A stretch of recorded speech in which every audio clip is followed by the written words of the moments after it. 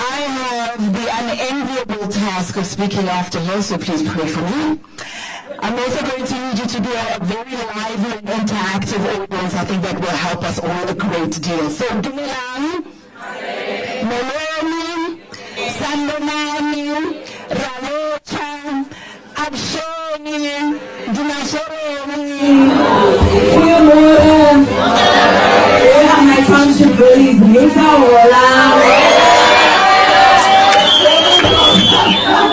I feel right at home. Ladies and honorary ladies, I'm joking, gentlemen.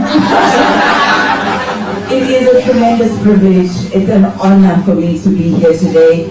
I also just want to pay tribute to Umamla Lady Pando, because as some of us who are new to public office and being representatives, etc., we look for the North Star. You know, someone that you can emulate, someone that you can, her shadow can maybe even just be a source of guidance.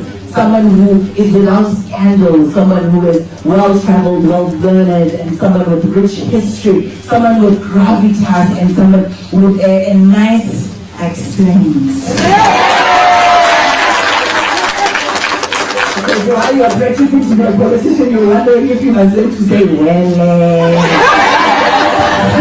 So I found great comfort in the fact that I can do my stuff, and that maybe I can just be a fraction of what she is, and I'll be great. So thank you much, really, for being a beacon of hope and for being a light to all of us. We really do see you, and we appreciate you. Thank you very much. Another round of applause, please.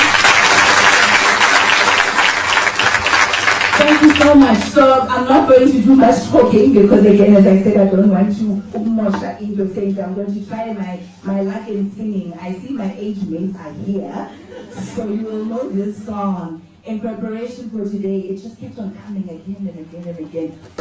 The song by Ole Tamburu. I don't know if you know, not yet Uhuru. Some of the young ones may not know this one, but those of us who were born before social media, we will know it. I'm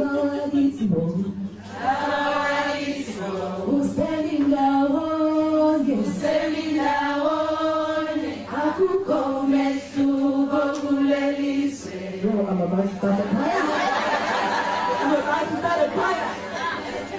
I love it. And I think, reflecting on that song, one to ask, yes, it was a song that ushered us into the dawn of our democracy, so it's fairly old. But does it still resonate? You know, does it still resonate with us today? Are there still some aspects of truth? And I had to look at the stats and say, yeah, no, it's not just still catchy today, it's still somewhat true today. Here are those alarming figures. I'm going to use the 2023 gender diversity data for the JSC's top 40 companies, and here it goes. Of the top 40 companies, only 5 of the company board chairpersons were women. 5 out of 40. Of the top 40 companies, only 4 companies had female CEOs. Of 40, only 4. Women comprise 46% of the economically active population in South Africa, but only 25% hold executive roles. That's 115 women out of a combined 468 senior executive roles in the top 40. Not yet Uhuru. But ladies and honorable ladies, my fellow gentlemen, we're not gathered here to have a pity party. We're not here to lament. We are here to agree that yes, strides have been made. Our legislature, our parliament have a fairly decent representation of women. Our legislation as a country, very progressive and world-renowned. So there have been some leaps and there are some green shoots in many areas and on many fronts. So we are here to advocate for more. And with the points that Dr. Pando raised, I'm of the view that more shall be achieved. We are here to discuss how we're going to go from good to great, how we're going to strategize, how we're going to share experiences, ideate and generate tips and tricks for strong female leadership and positive change in our organizations. I'm not going to do it alone. I'm going to do it with a remarkable panel of female leaders across different fronts. I'm not going to read all of their bios because Stroosbob, we will be here the whole day. By virtue of the fact that they're here today, take it from me, they are exceedingly accomplished in their professional capacity, also in the world of academia. These are women who can stand their ground, stand on their own, shoulder to shoulder with any man. So I'm going to give just a brief snippet so we know who's who. Please will you allow me to introduce Advocate Koleka Kaleka, our learned friend who is currently serving as the Public Protector of South Africa, having officially been appointed on the roll back in 2023. She was the youngest and still is the youngest to occupy that, and not just was it just a role of saying let's get someone young in there. She's exceptional at what she does and exceedingly accomplished. Thank you so much. Please give her a round of applause.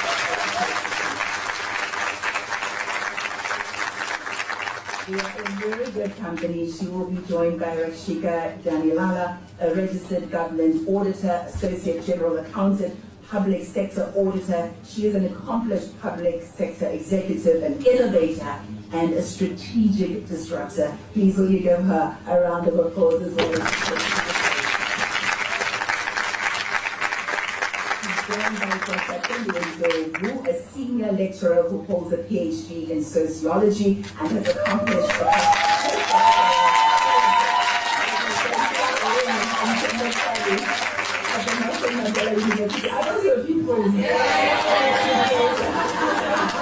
Shout out to we also have my namesake, Ayanda, the CEO of Financial Accounting Services, SETA. She previously served as the CFO for African Exploration, Mining and Finance Corporation, as well as National Credit Regulator.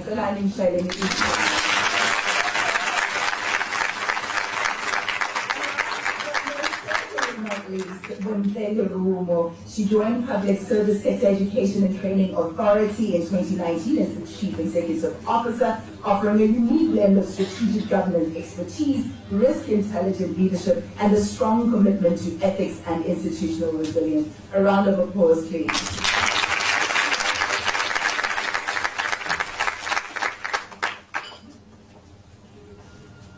See, I'm in good company.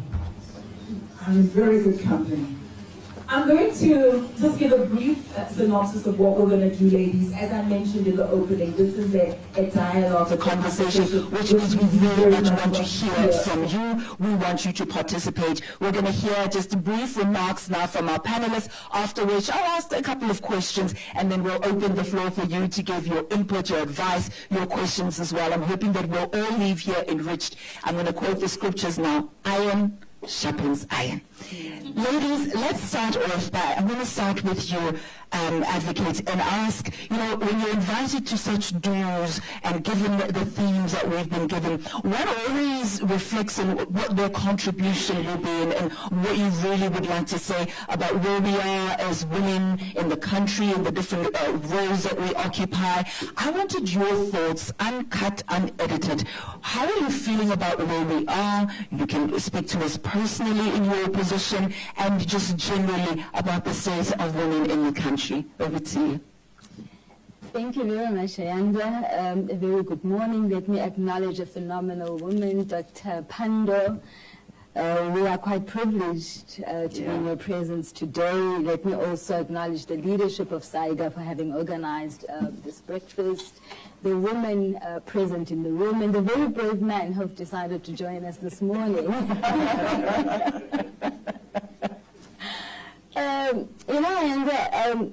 We have so many conversations, that we participate in, and each and every one of them is different. And what I do personally is I meditate over it, first and foremost, and I pray over it, and I say, because I really trust that each and every one of us have got a higher purpose, and it's not by coincidence that we are gathered here today, and we are the individuals whom we are, who form the team that's participating at this breakfast. And my contribution is crucial, and therefore I cannot just wake up in the morning and come here and think I will speak off the cuff.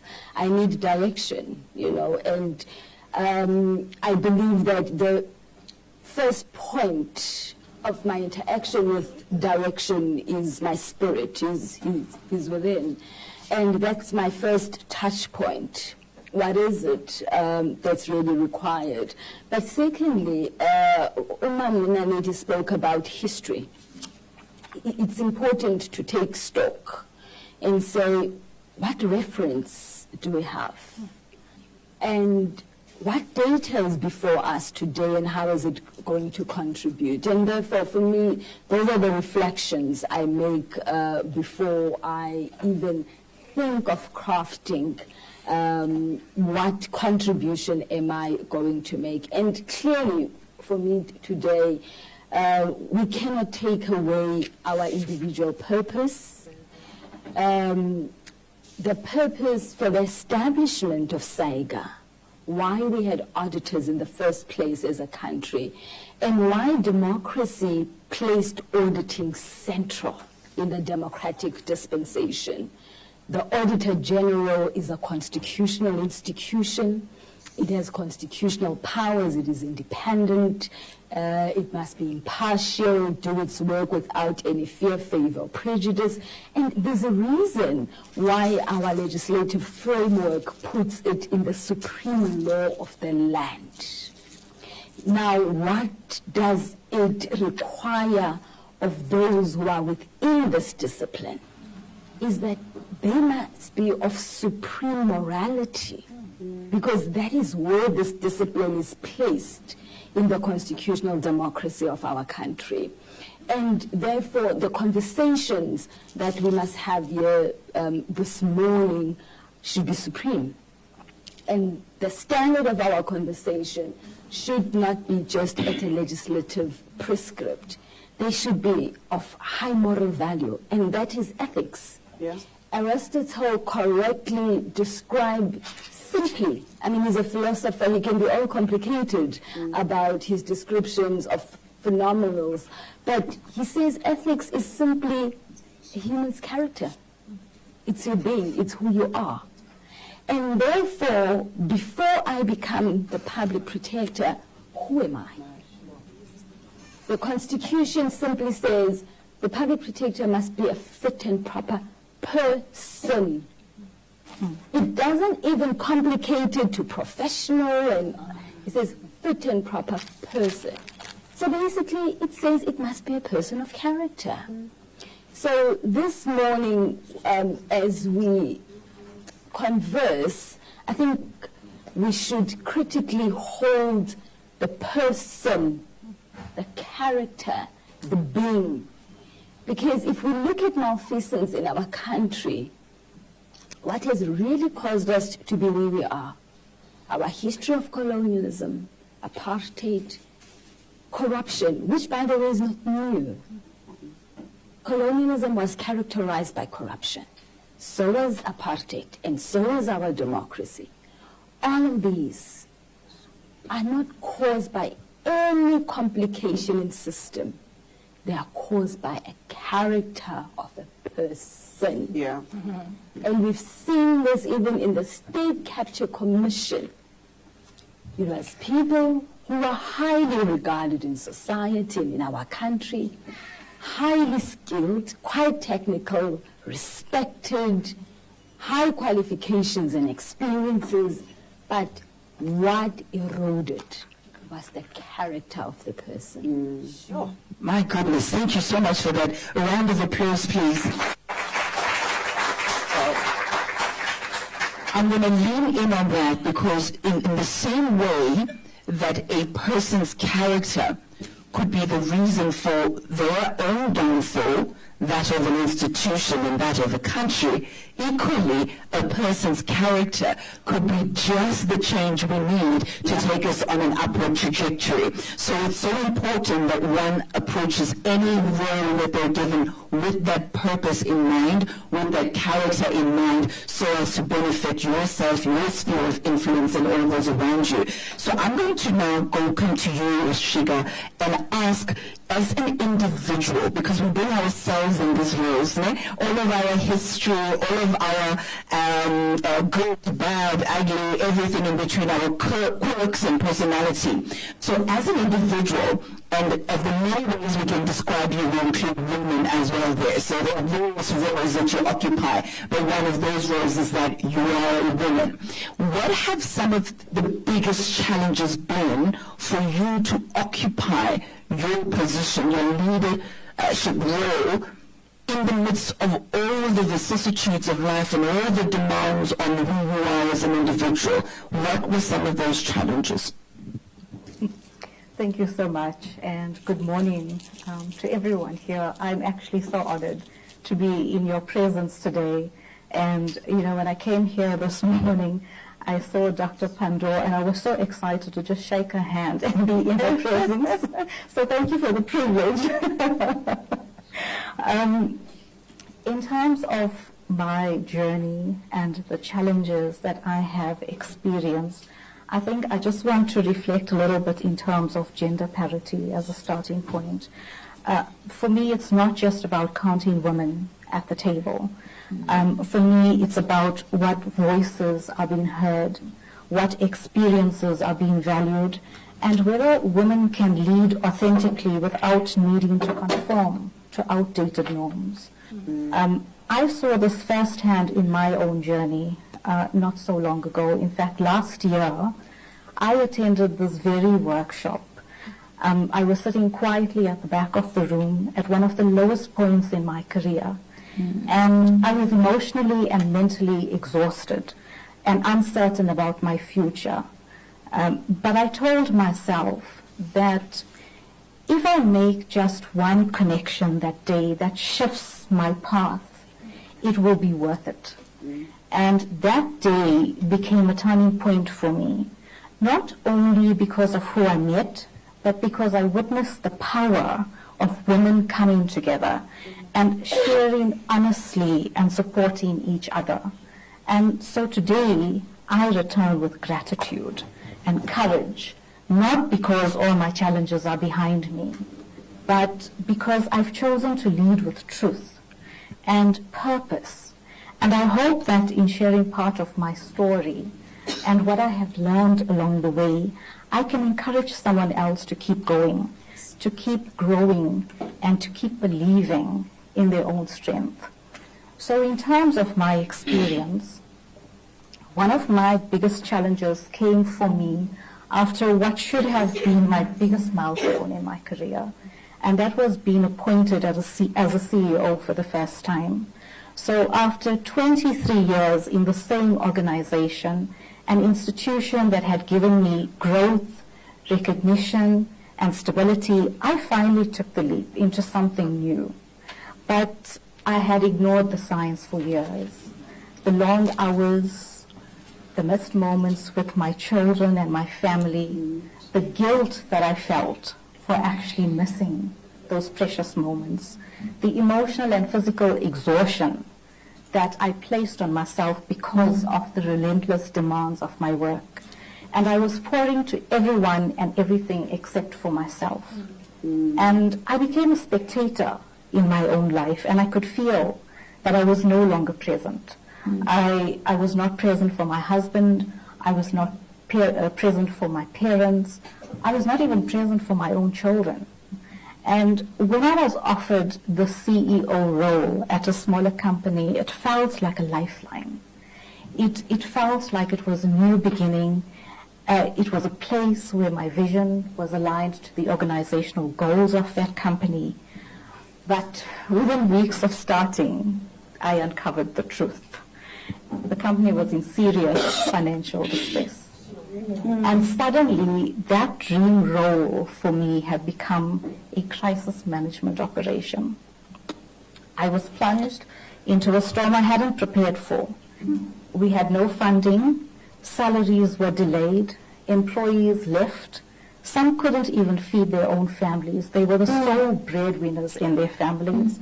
I personally went without a salary for months. In fact, I never received a full salary for the entire period that I was there. And I had to rely on my savings to be able to meet my own financial obligations. But even got to a point where it was completely depleted. And I actually had to turn to my family for support. Because when you get to that stage, financial institutions are not even keen to lend you any money. And so I need to look for other avenues for support. And I had to turn to my family for that support. And after years of being financially independent, I had to turn and ask for help. And I was not used to it because I was usually the one who used to help everyone else. And now I had to ask for help. And for me, it was one of the most difficult things that I had to do. But it was also one of the most humbling experiences of my life. I've never eaten more humble pie, guys, during this experience, I have to admit. But we got to a point in the company, so we really tried to fight to get work so that we could earn some revenue, pay the employees. It didn't work out. At some point, there was no work, there was no money. And it was at that stage that I actually really withdrew and I isolated myself. I went into what a lot of people like to call a hermit mode. I was ashamed, I was embarrassed, and I was angry. I was angry with the situation, I was angry with the company, I was angry with myself, and I was angry with God. I was ready to fight with everyone, I can promise you that. But slowly, I began to face the truth. And the person I had been wasn't coming back. And that wasn't a bad thing in hindsight. I leaned into healing, a lot of it. I read, I practiced meditation, I turned to Reiki and spiritual growth practices. I learned how to forgive myself. I learned how to forgive others. I learned how to love myself because I didn't like myself very much at that point. And I had to learn how to do that again. But most importantly, I learned how to reconnect with the joy of being present because I wasn't for such a long time. And I was able to go back to the simple things in life, like enjoying time with my family, cooking a meal for my children, just sitting and listening to my children laugh, and sitting in my own stillness and enjoying my own company. And from that space of stillness, something new emerged, and that was clarity. Yeah. And I realized that I had been measuring my worth by my title, by my income, and by my output. And I decided to rewrite that narrative. And so that's how AAA Consulting was born. It was in a time of personal crisis. I started with nothing. I had no clients. I had no resources, no funding, no employees. But I had something far more powerful. I had a purpose. Oh, yes. I had a vision. And I had resilience. And overcoming that chapter wasn't about conquering it. It was about allowing myself to be broken and then rebuilding with intention.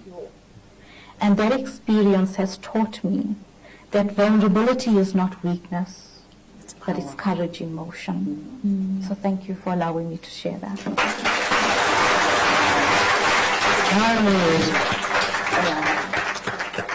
Thank you, firstly, for sharing and for being open and honest and vulnerable in this safe space. And I know without a shadow of doubt that there's more than just a few of us who can resonate or who can see themselves through that journey or who are in the various stages that you've spoken about. So thank you very much. And I think it's so important that we discuss that because there are many different seasons of our lives, Doug, that we go through the ebb and the flow, and imposter syndrome, and one day you're bossing it, you got it all together, and the next you're a learner, a beginner in something that maybe other people have had years of experience. So starting a new business, a new chapter, etc. I want to know from you, because I was sitting right here next to you, and as Dr. Panda was speaking about academia and how it's still very much male dominated in the upper echelons, but in the administrative layers you'll find a lot more women there. And I say, I know this is a mind that has experience in it, but also just taking a look at your resume and the work that you do in academia, and how over and above your PhD you went and did a post-doctoral situation that where you went and said, I want to learn more about women, I want to learn more about some of the dynamics that affect them. Talk to us a little bit about your experience and how you've had to go in your journey, and where you see women today, and where you see yourself, and where you would like to be.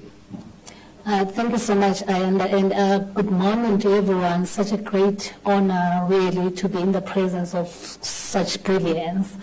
I mean, when Mane reached out to me to say we are hosting this breakfast, and then she said Dr. Naledi Pandor was our guest speaker, I was like, I'm not going to miss that for anything.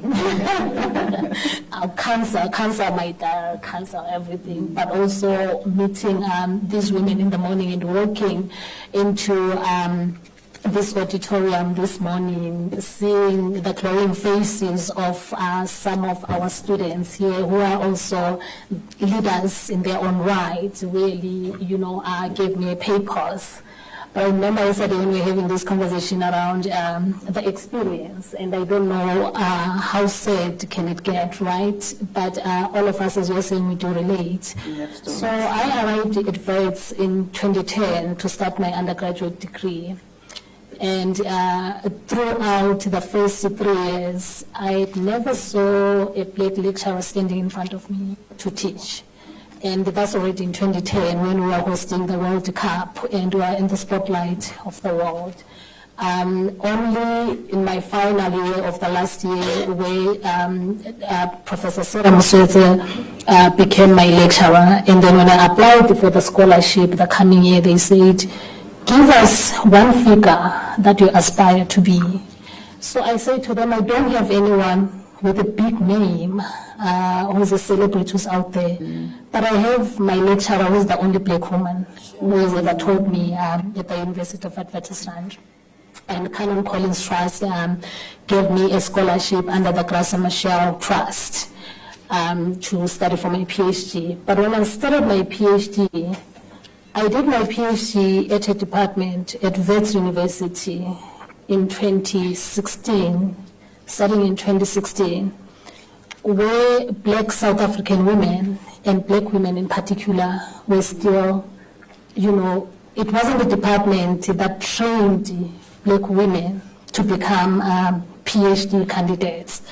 So I applied for the scholarship, one of those that I held at a department level. When you apply for something and then you get rejection, it's just a letter that says the competition was tough. We regret you didn't make it. But I got a 3-page explanation to an extent that my supervisor even asked me, a kind soul, rest in peace. He asked why an explanation. I learned that I'm a risk factor, and I didn't understand what does being a risk mean during that time. And later on in the corridors, I had all these discouraging talks about why are you doing a PhD? You're a woman, you're going to fall pregnant and drop out of the system and all of that.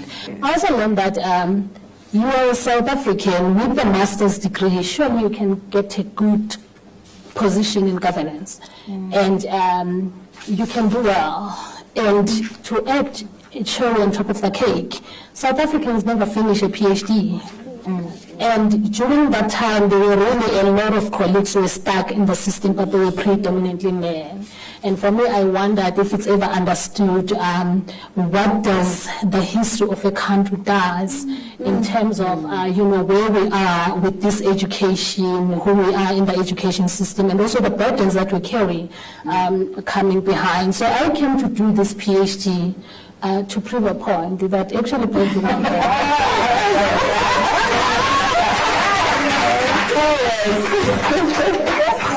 So when I started the PhD, the minimum of doing a PhD in my department was 5.5 years. I had 2 series of must fail moments, so I was interrupted in counting like in 8 months. But I completed my PhD, what I call in record time, because I did my PhD in 4 years to break the record of 5.5 years. So what is then that meant to me? When I got this particular job at WSG, I had 3 other positions. I was already starting at the University of Free State. I was also offered a position at Salt Lake University. I've done quite a lot of work, what I call mopping floors, because that's what, as women and young black women, that's what we do. And when I was asked about the experience of supervision, was that I've mopped so many floors. When a student comes to you with a refined proposal, we don't know where was it refined, but we do the mopping. So I rejected the job at Salt Lake. The salary was good, but I said I'm tired of mopping floors. But I came back to Wits to make sure that each and every degree that's registered by a black woman sees the finish line.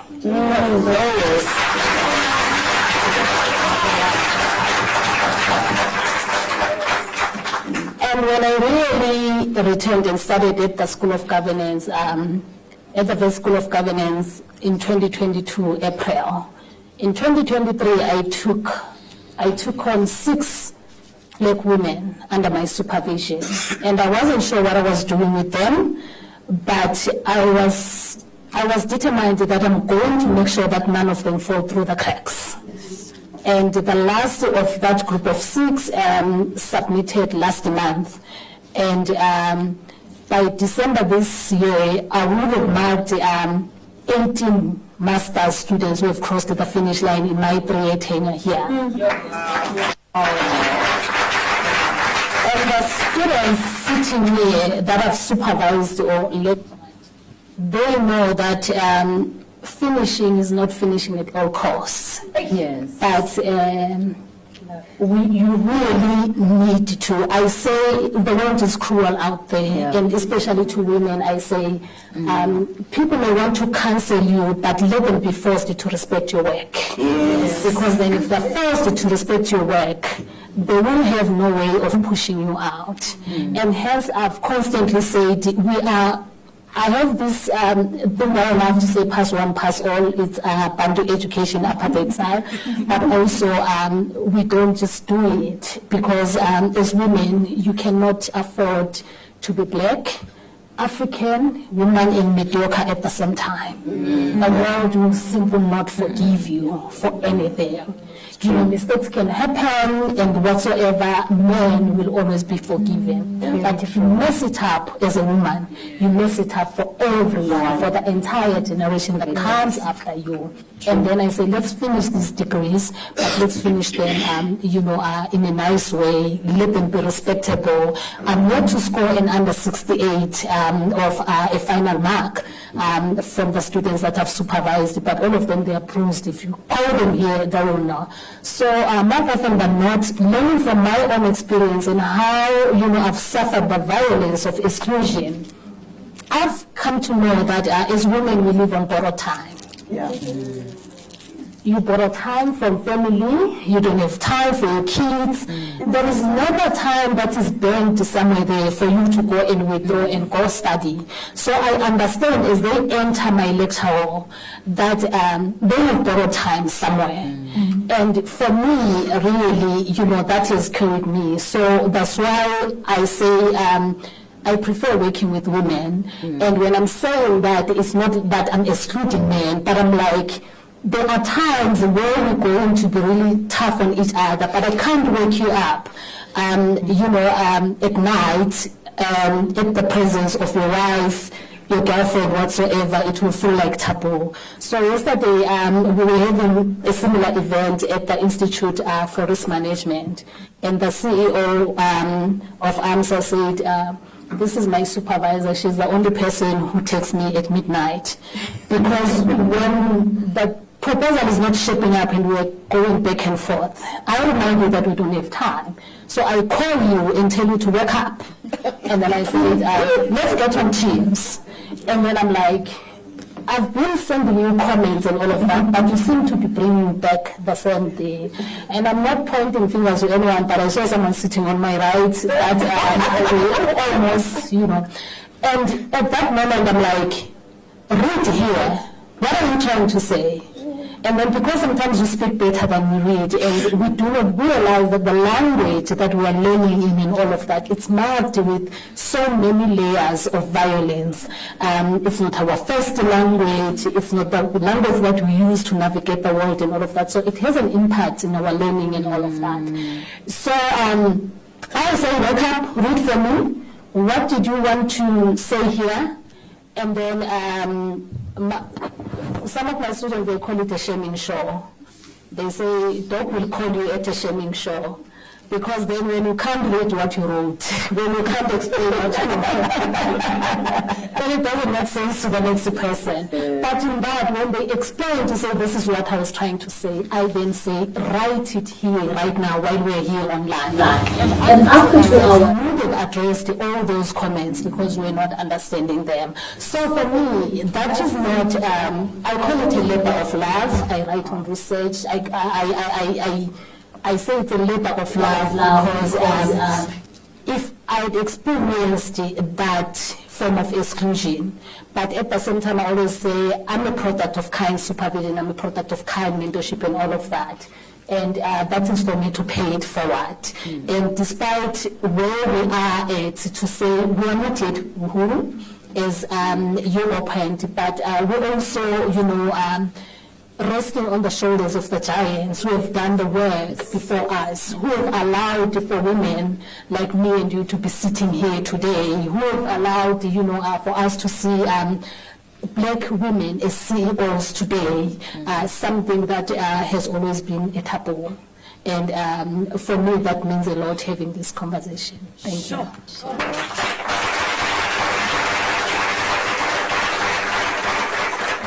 Thank you so much, and thank you for the work that you do. You know, sometimes we think a freedom fighter must be on the streets, doing, especially as politicians, making noise, all those things.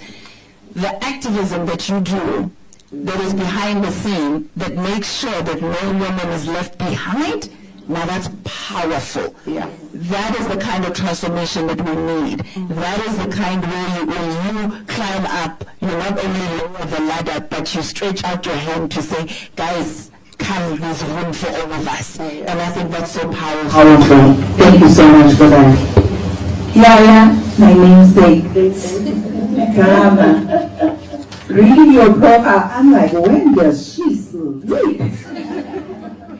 CEO now, but CFO before, CFO at a number of different institutions. And as we walked in today, so you saw the acting CEO, and then he said to you, CEO, and then he was like, you were his CEO at some stage, and he recognized that. And I thought the amount of pressure, of time, just the toll that it takes on you as an individual, but to still be able to show up with life, with energy, with vibrancy, etc., is something I found remarkable. So just observing from the outside in, I was like, wow, how about Ayanda?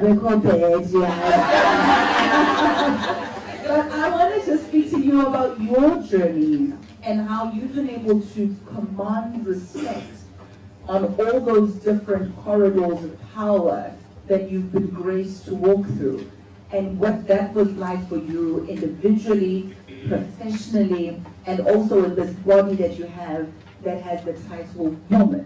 What has your journey been like? Good morning, everybody.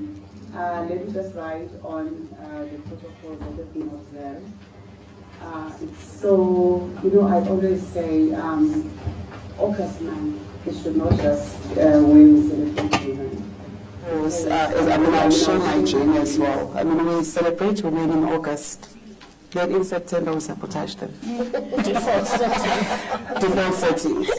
But first and foremost, I just want to pay homage to Dr. Naledi Pandor, Mama Lady. I learned about the concept of sponsorship very later on. I was first appointed as the CEO of Facet when Dr. Naledi Pandor was the Minister of Higher Education and Training. For me, she sponsored through her signature, appointing me. Being having confidence. She never knew me, before. And also that I'm currently the chairperson of the audit committee of DERCO, Department of International Relations and Cooperations. She also sponsored me, through that position, through her signature as well. So I have been privileged, to have women supporting me, having confidence in me, sponsoring me. Actually, I come from, the matriarchal household.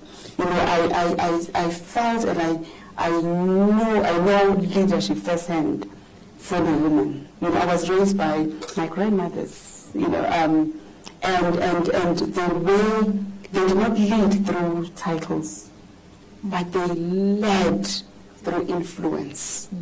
They led through, for being women. So I always see an opportunity being a fertile soil as well. When we are gathering here as women, because there's so much brilliance. So my journey has been a journey of resilience, and recently I have fully appreciated that vulnerability is power. By being vulnerable, you are taking your power back. I'm a mother of three children. I always thank my ex-husband, for gifting me with the power of letting me go. I'm divorced, so I left, our matrimonial, household with my suitcase and my 3 babies. Relocated, to Joburg, and started afresh.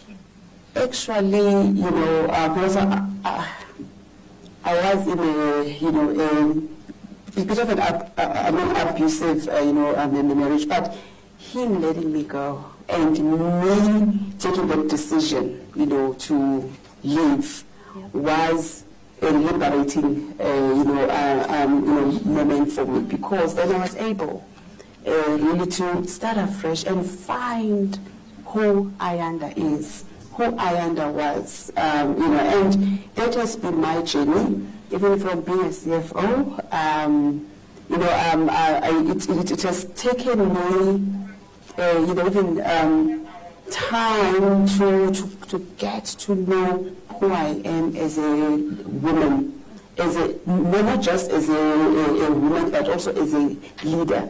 Ayanda, it is so. CEO, the acting CEO here will attest. When I joined, the organization, Fafa said, there's nothing as difficult, as painful, firstly, to be rejected by the very same people that you need to lead. And as a leader, because you have this power, and actually I like this thing that we are discussing on today, power with purpose. At that time, I had a power. My position gave me power, but without purpose, it was it is important to interrogate what power is. When you get given power, how do you use it? Yes. Who benefits? you know, from that power. Because power without purpose becomes reckless. Yes. You know, so with that power, I had to pair it with the purpose to say, I have been appointed to lead this organization, to transform the organization, not only the organization, to transform the sector. I mean, a first said it is in the financial services sector, and the stats that you're talking about, for me, they are not new. You know, and we, time and time again, we will do research in our sector, and we find that women, they are still at the entry levels. After Maria Ramos resigned, we had no female CEO. Female was black. We only were blessed with a black female CEO just 3 years ago. Sis Mary Viviveragaz, who's the CEO of First Rand Bank. So for me that was so important because women have sponsored me. So women have paid it forward. So I had to also pay it forward. So that is why all the programs and how I lead these programs in Facet, they reflect, you know, what has been given to me. Firstly, I mean, that is also the story that I normally share, you know, with the youngsters as well, which has actually propelled me to even always sponsor and support women. You know, I was at a brink, you know, of dropping out, you know, at university. I fell pregnant. That is the story of any township girl, you know. But it took a woman to continue to sponsor me because I had failed my 3rd year, you know. So and I still wanted to be CA. So even the programs that I always lead at Facet, through, you know, transforming women, we were funded so many programs around women executives because going out there, I mean, climbing up the ladder as a woman, it is not easy. One, you are dealing with imposter syndrome. There have been instances, I mean, I sit in the board of ESCOM as well, so our term is coming to an end. We are a board that stopped load shedding.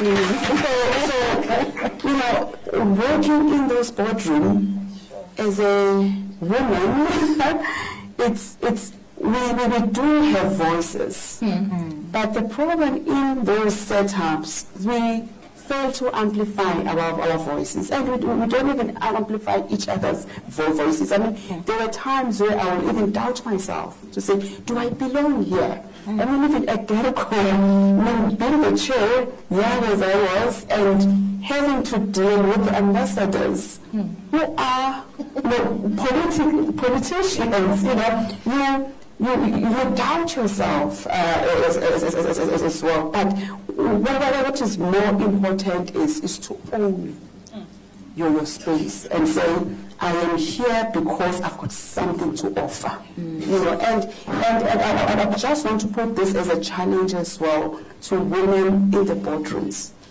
Let's amplify each other's voice. The same thing, I mean, women can come up with an idea.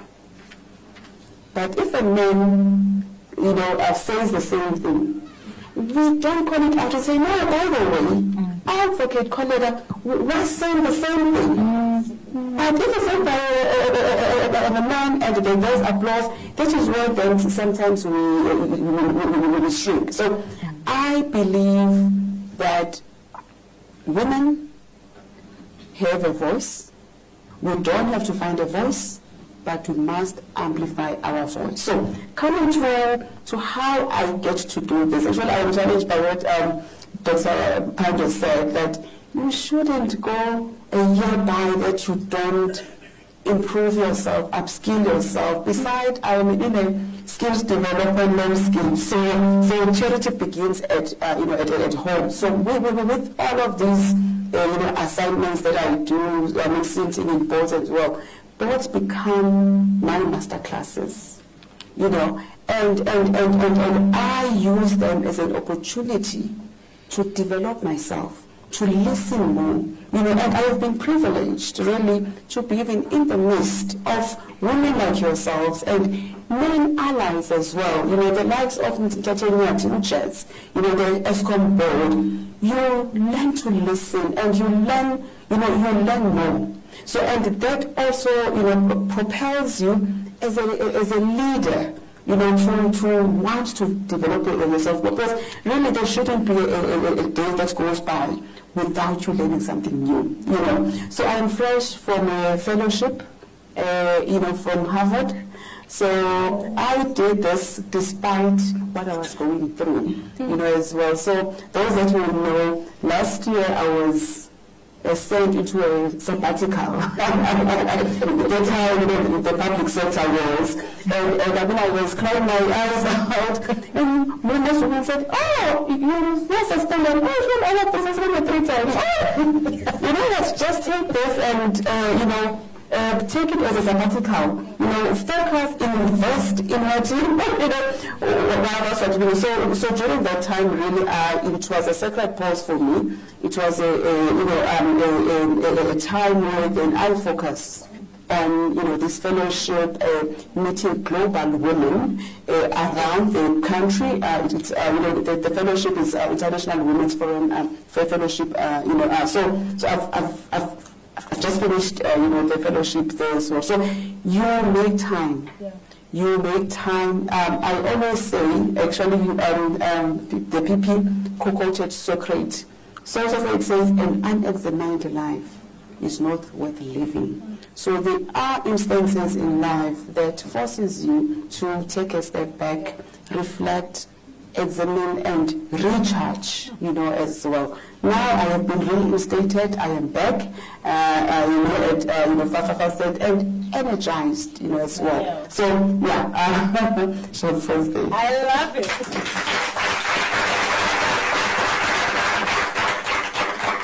I think this is the real, raw, unplugged Bosparad that we need.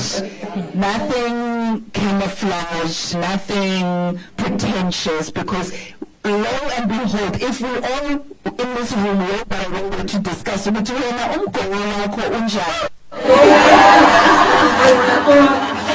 Right. Don't be deceived by the heels and the lips. Okay. Some of us can talk your age, you know, I left the house looking like there was an explosion because I didn't in it. The others will come and say, my son is just going through the most. The others, because that is the real, rugged, raw, unplugged, lived experiences that we have, and yet we must still show up. We must still show up. And so I'm encouraged by all these stories because they are showing me that in the midst of it all, still we can rise. Right? I love it. I love it. We've been quiet a long time, absorbing, reflecting, and they've captured everything. I must just say, or I'm covered. No, absolutely not.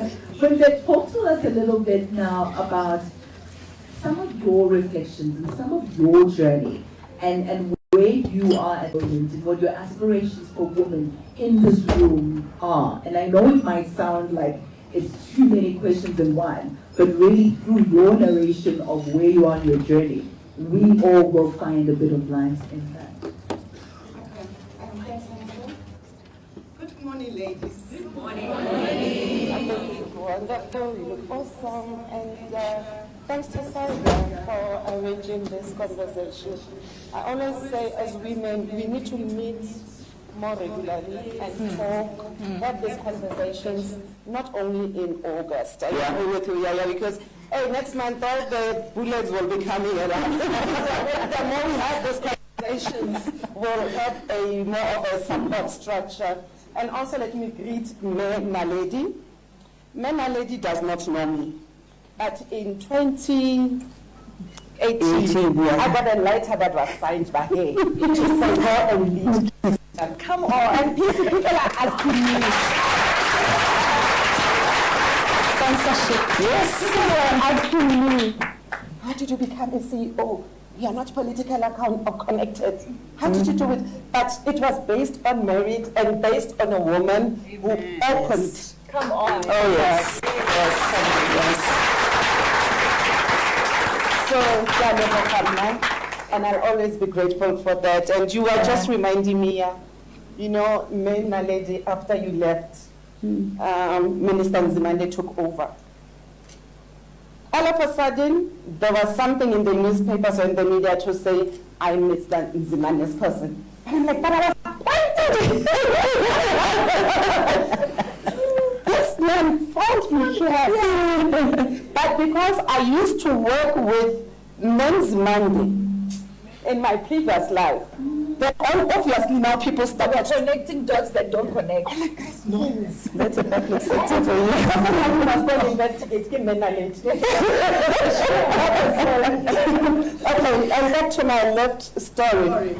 I got, okay, I went up the ladder, and at some point I got promoted to be a DDG Corporate Services. Because it was a small organization, it was DDG Corporate Services as well as being a CFO.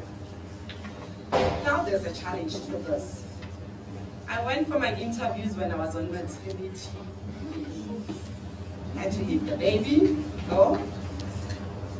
Got the letter from cabinet to say you've been appointed.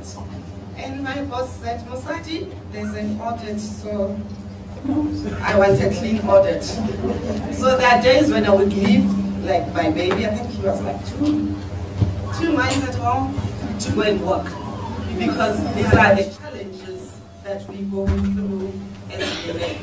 We want to push your career, and at the same time, we want to be a mother.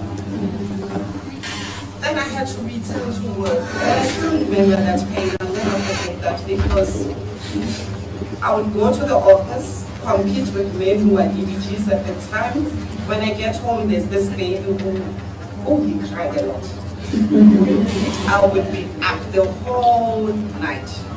In the morning, I have to put on my makeup and go and compete. The boss said, no, who sleep at night. Someone doesn't have to feed. Then I had to come up with a strategy, because remember, at work, we look at you, we're not saying you are a young mother, we're not saying you are your child is still young, we expect you to perform. And again, there's this notion that if I fail, and I failed at that time, I would have failed all of you. Because the minute a woman fails, we are all failures.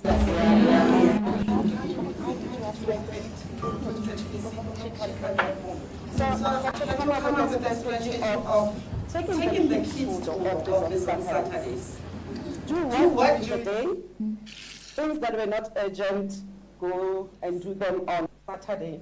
Because I wanted to bond with my kids, I'll take them along, get coloring books, puzzles, whatever, sit on the floor, let them play whilst I do my work. But what fascinated me with them is that they had a thing for a shredding machine, so I would leave papers on the side, and then when I'm working, so I just love the phone of the shredding machine, and on Saturdays we are looking forward to going to the office because my mom gonna show. So it gave me time to catch up on my work and for me to look good so that they cannot say, she didn't deserve this job. And what was interesting is that it was DDG Corporates and CFO. And after Mena Lady gave me an opportunity to join PCTA, guess what happened, Ayanda? They split the post into 2. Because no one person could do it. So I always say, I'm a superwoman. Yes. Amen. I think my message to the women in the room is that what is going to separate you is your work ethic. It's about your values. Yes. You must have a very good value system. They are going to attack you. Yaya knows. They will attack you. They'll make you feel incompetent, but stick to your values. And you must always say, not in my name. Yeah. I once worked with a boss who said, I'm going to report you to the president. I said, it's fine. we can go to the president and discuss that I'm refusing to implement this. So you need to stand your ground. We end up succumbing to illegal, irregular instructions because you just worried about your job. But at the end of the day, it's your reputation, it's your name, it's your brand. So I always say it's about me, it's about my brand.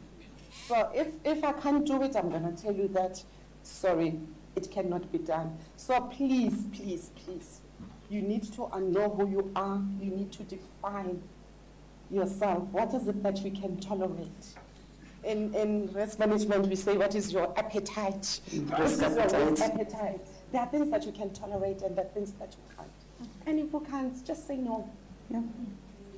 You will get an opportunity. There are women who've opened doors for me who didn't know me, and there are those who will open doors for you. Definitely. The fact that they are not going to open a door for you today, it does not mean you are not good enough. And the issue of quality of work, put quality to your name. Don't just submit a report because you want to meet a deadline. Yes. And my team knows that. If it means I work Saturday and Sunday, because now I've been conditioned to do that, I do that and I read. So we need to make sure that we take pride in our work.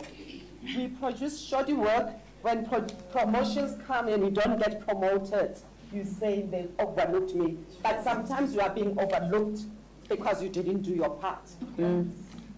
So sometimes we create these things.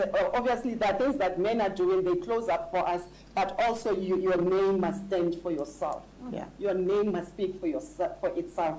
I mean, for example, this morning I was reminded by introducing one of my team members to say, see, oh, by the way, we're celebrating 7 clean audits. And I'm like, yes, we did well.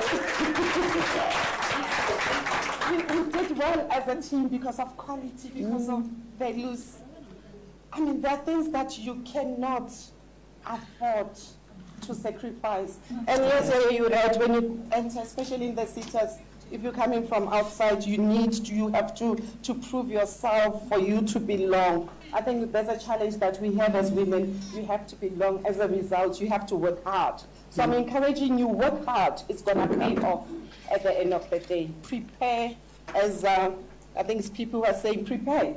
When you go into a meeting, read those meeting documents and ask relevant questions, because there's this notion that you might have qualifications, but you don't know your work. And when we are appointed as a woman, they say you are appointed because you are so-and-so's girlfriend. Yeah. You didn't deserve it. When you perform, they're like, oh, that's why I was being attacked after joining, because now I was doing my work and they just had to look up for an excuse. That's when I was associated with another person who did not even appoint me. And lastly, I think it's the issue of lifelong learning that Melanie raised, that we need to empower ourselves. We need to read everything. The world of work is changing. It needs people who are flexible. It needs people who are adaptable. We need to make sure that we are agile, or else we are not going to be relevant. Thank you.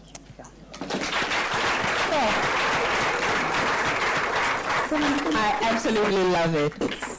For the purposes of time, because I mean we can ask more and more questions, but I want to give you an opportunity to be able to ask questions. You can direct them to a particular lady, or you can ask just in general of all the other of the ladies to respond to.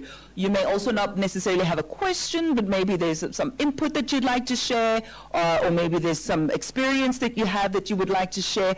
The time is now for you to make that suggestion, so please, if you can raise your hand. Can I share this mic? Will you be able to just take it around? We'll take maybe say about 5 or 6 hands at the moment, and thereafter we will be able to... is Dr. Pando leaving? Not without a round of applause.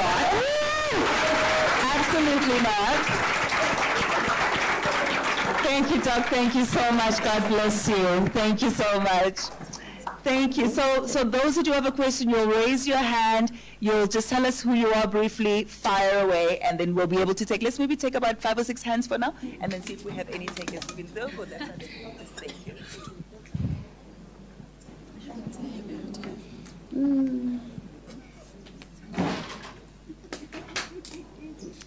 Good morning, everyone. My name is Sesetu Qeqeshe. Thank you so much for an impactful and an insightful breakfast. Thank you to SAIGA and the Wits School of Governance. I do want to share that actually I am or was a recipient of the FACET bursary to come and do the Management Advancement Program here at Wits Business School. Goodness, it really has changed my life for the better, I must say. And I've had the experience of working actually in private sector and public sector. So I've worked for PwC, I've worked for Investec, and most recently I just left the employ of SARS. When you get these qualifications, which we really appreciate, by the way, you get recognized for them in private sector. In private sector, you really are pushed, you're promoted. But in government, in public sector, there's a lot of pushback. You become unpopular.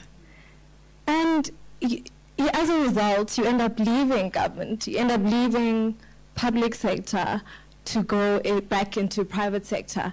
But that's not where the impact is for our country. I would like to get some advice and some insight as to what is the strategy that we can use, you know, when you're in these government spaces and you become unpopular, you know, you end up being victimized because you're getting all this education, or your accent is a certain way. How do we navigate these spaces as young black women? Thank you.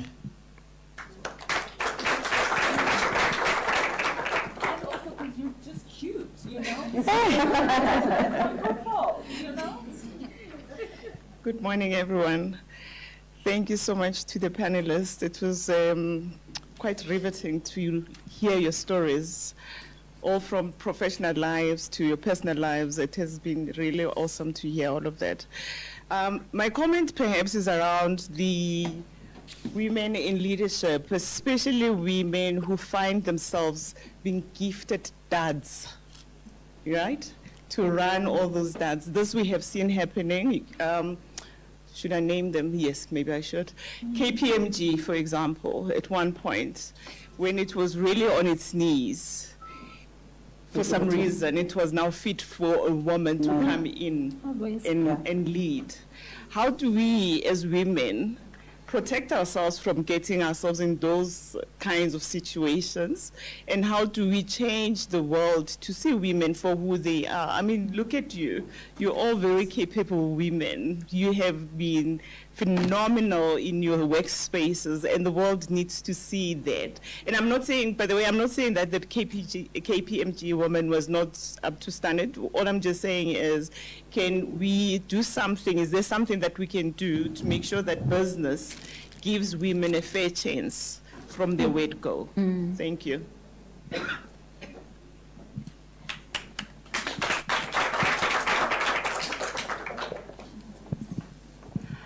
Good morning, ladies. Thank you so much to the panel for just their insight and wisdom. My name is Lesukho Ramela. I am a Learning and Development Manager at PwC. And my question is not to a specific panelist, just in general who can answer this. But I think being in leadership requires a lot of sustenance and a lot of sustainability. And because you are all doing amazing things in your spaces and you are holding the fort for a lot of women, my question is around sustaining success, because a big part of, again, being a woman is the socioeconomic challenges that we're facing, barriers to entry when we want to penetrate certain spaces. But I think the thing that has allowed male dominance is just sustaining and being able to establish themselves. So how do we go about establishing our success?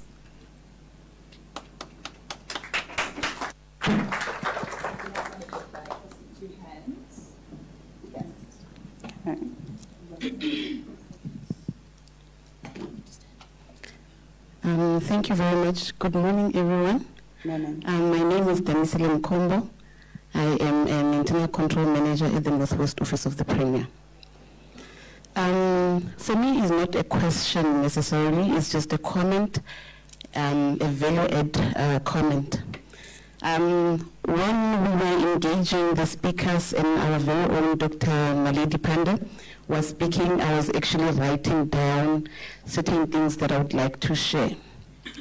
I believe that as women, we need to believe in ourselves first before anyone can come and do their part. We also have to believe in our capabilities. And we need to know that you do not have to trade your integrity for a position. Let your capabilities, let your resilience speak for you. You don't need a man to come and speak for you or to say she really deserves the post. Your capabilities, your resilience, and the way you push for what you believe in will then secure the growth that you need. And to also say that once you get there, please lead with integrity and purpose.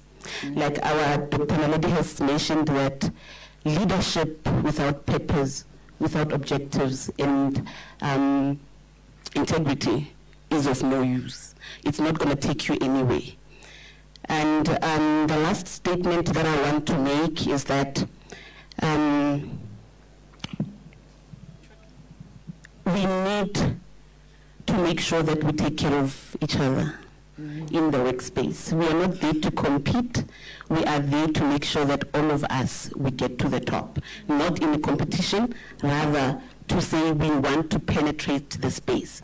How do we penetrate the space if we are busy snooping around and sabotaging each other? We need to take care of each other, sister code. So that we need that a lot and uplift each other to ensure that all of us will really make sure that we make an impact. Thank you.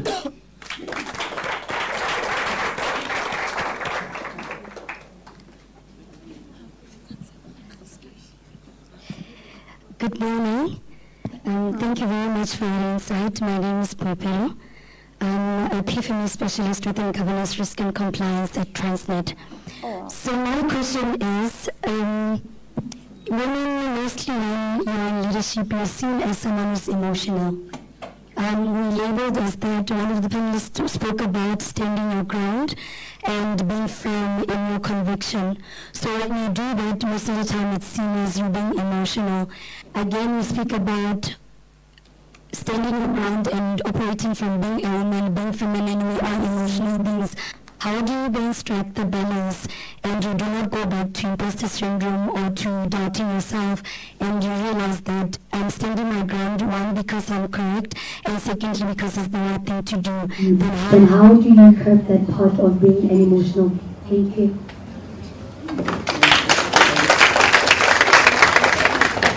There's one, I see two, and then I will wrap it up in front.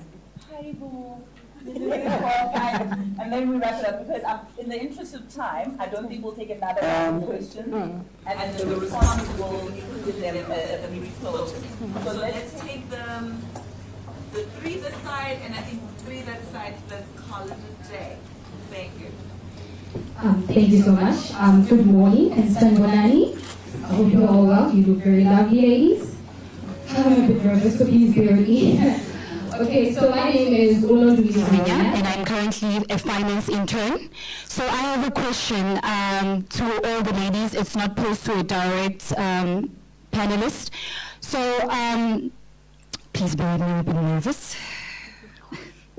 Okay, so as someone who's in finance, and I want to understand, since in today's rapidly digitized accounting environment, where even traditional tasks are now increasingly automated, how can I, as a young person or an early professional intern, how can I unskill repetitive or outdated tasks to refocus on adding real strategic value? What mindsets or trainings or habits would you recommend to me so that I'm not only just technically competent, but I'm also very, so that I can also become strategically indispensable. Thank you.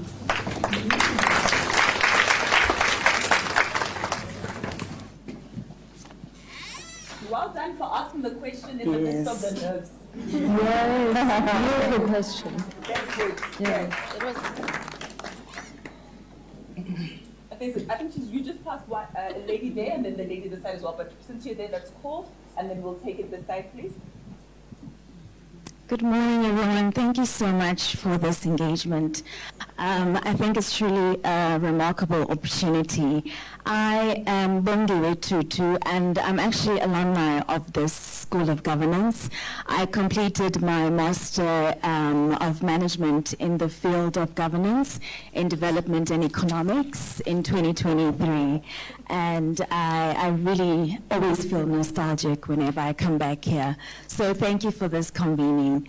I am also operations manager of Fair Media Foundation, which is an organization that is empowering and supporting women in entrepreneurship, in business, in media. And we actually host these convenings on a monthly basis, understanding the importance of women connecting and networking on a regular basis. So please do come to me and get a business card. Please do join us on our monthly convenings, because we have such remarkable women, such as our speakers, coming to speak on important issues and how we navigate them and lead in the spaces that we are part of. But I want to ask, we hold these convenings, and specifically in August, we focus on women. But my question is, how do we take this out of the space and continuing these dialogues, continuing what the objective of this convening is? Because tomorrow we've already forgotten about it, but how do we make something of all of these women who are here, build a community where we are continuously able to speak, network, learn of each other's organizations and how we can empower each other. So I think it's a really great space of women who are all making an impact in each of their communities, organizations, schools, etc. And I just want to encourage that this goes further than just this event, and we make something of it. Thank you. Before you hand over the mic, they did say that we must prepare ourselves for people who may possibly take our jobs. So I need you to speak into the mic and encourage those who are joining us online to please submit their questions and we'll include them. So the floor is yours, ma'am. All right, so to our viewers online, please do share your questions and comments in the chat and Q&A function.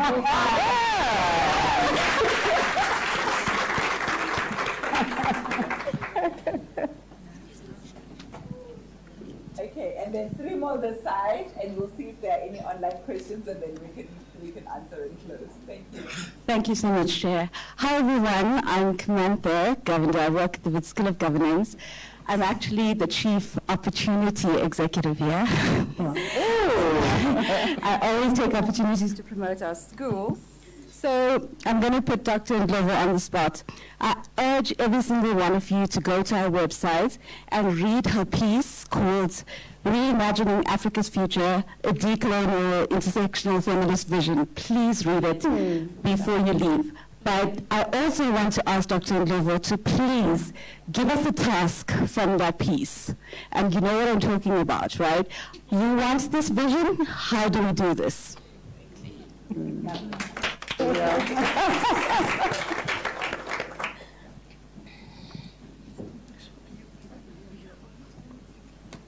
were 3 hands aside. It was 1, 2, 3. Thank you. So my name is Jamie Lee Thomas, student at the Wits School of Governance. I wasn't going to say something, I was just going to observe.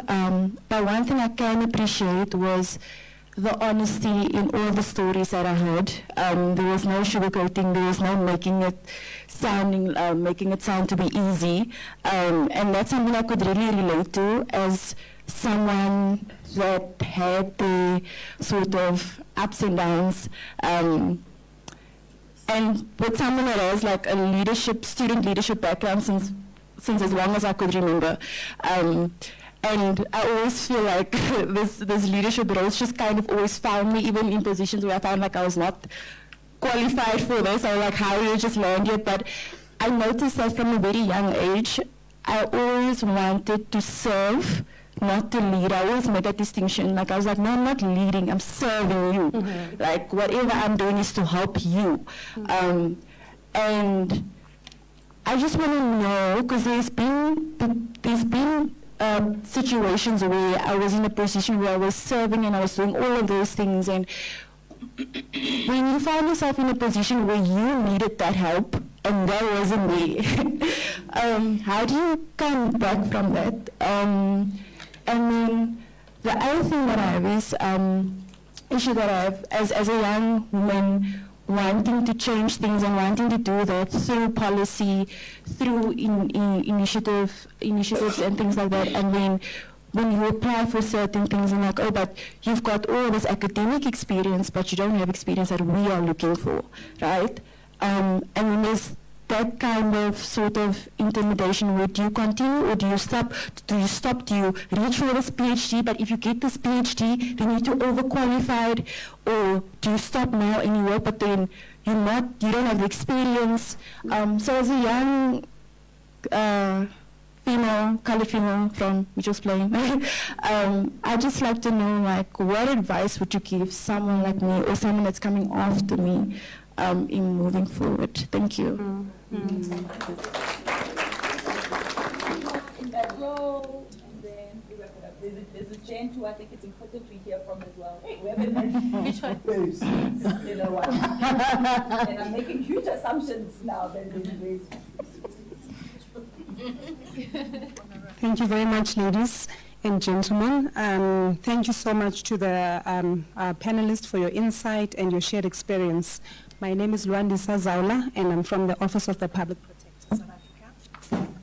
My question is to the panelists, how do you balance work, home life, and personal well-being, considering your positions and, considering the fact that you're also a woman? And what practices or strategies have you found to be effective in maintaining this balance? And lastly, how do you prioritize self-care amidst your many responsibilities? I believe that self-care is very, it's very essential, and it also contributes to one's mental health. Thank you.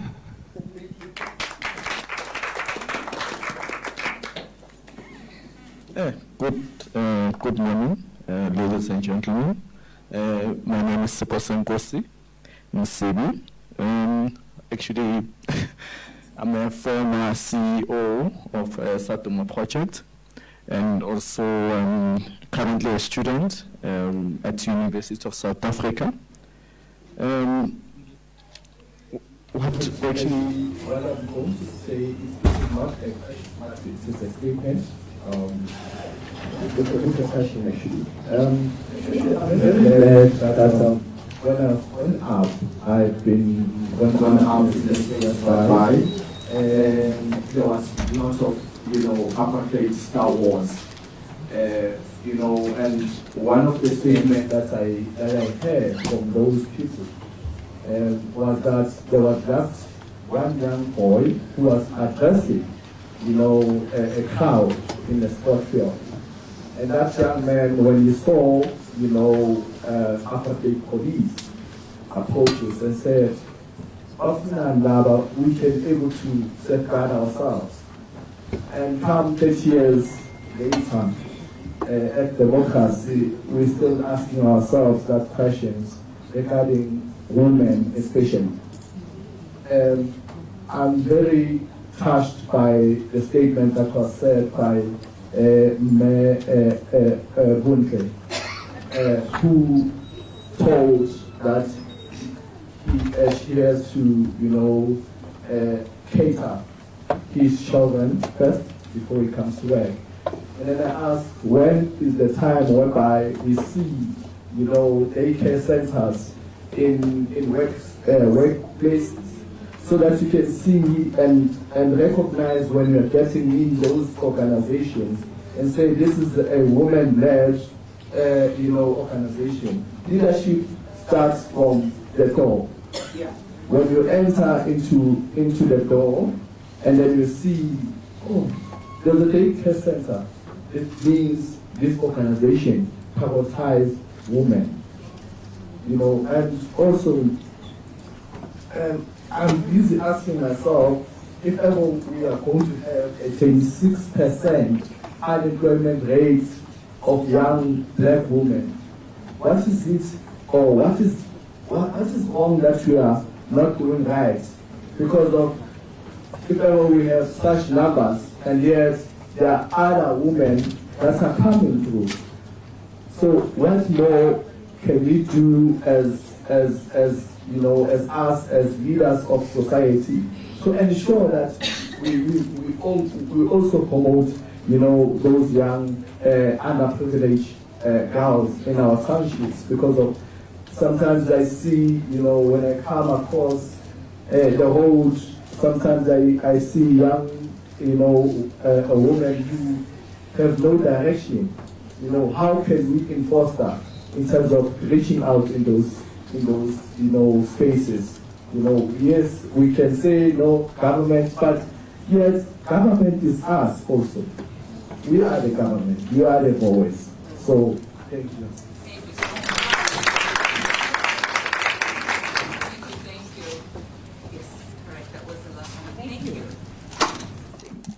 Thank you. And do we have any questions online? Can I get an indication?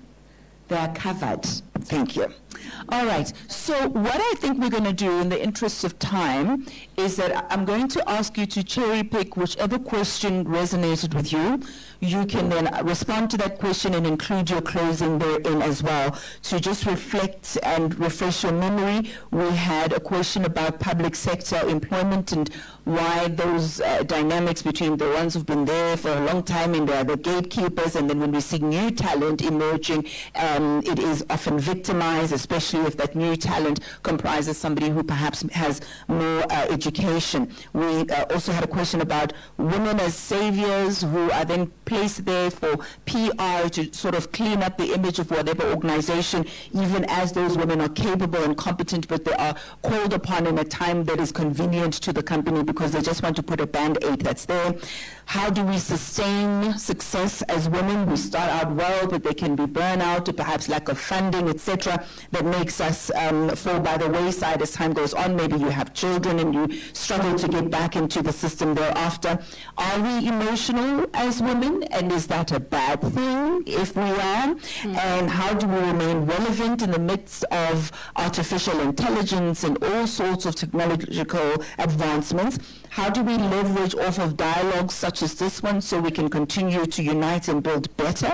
How do we recover from a lack of reciprocity, where if you've been the one pouring out into the cups of others, it's now your turn to receive, but you don't see that? How do we maintain that work-home life balance? Whoever can have a solution to that deserves a Nobel Peace Prize. And then how do we advocate for young girls who are seemingly directionless and aimless in areas such as townships? Avro, I'm going to start with you, please. Pick a question, answer it, and then also just give us your closing thoughts, please. Thank you very much, Ayanda. I'm sort of going to think my response, and I think it's going to cover about 4 questions without going into the individual questions. I hope that works.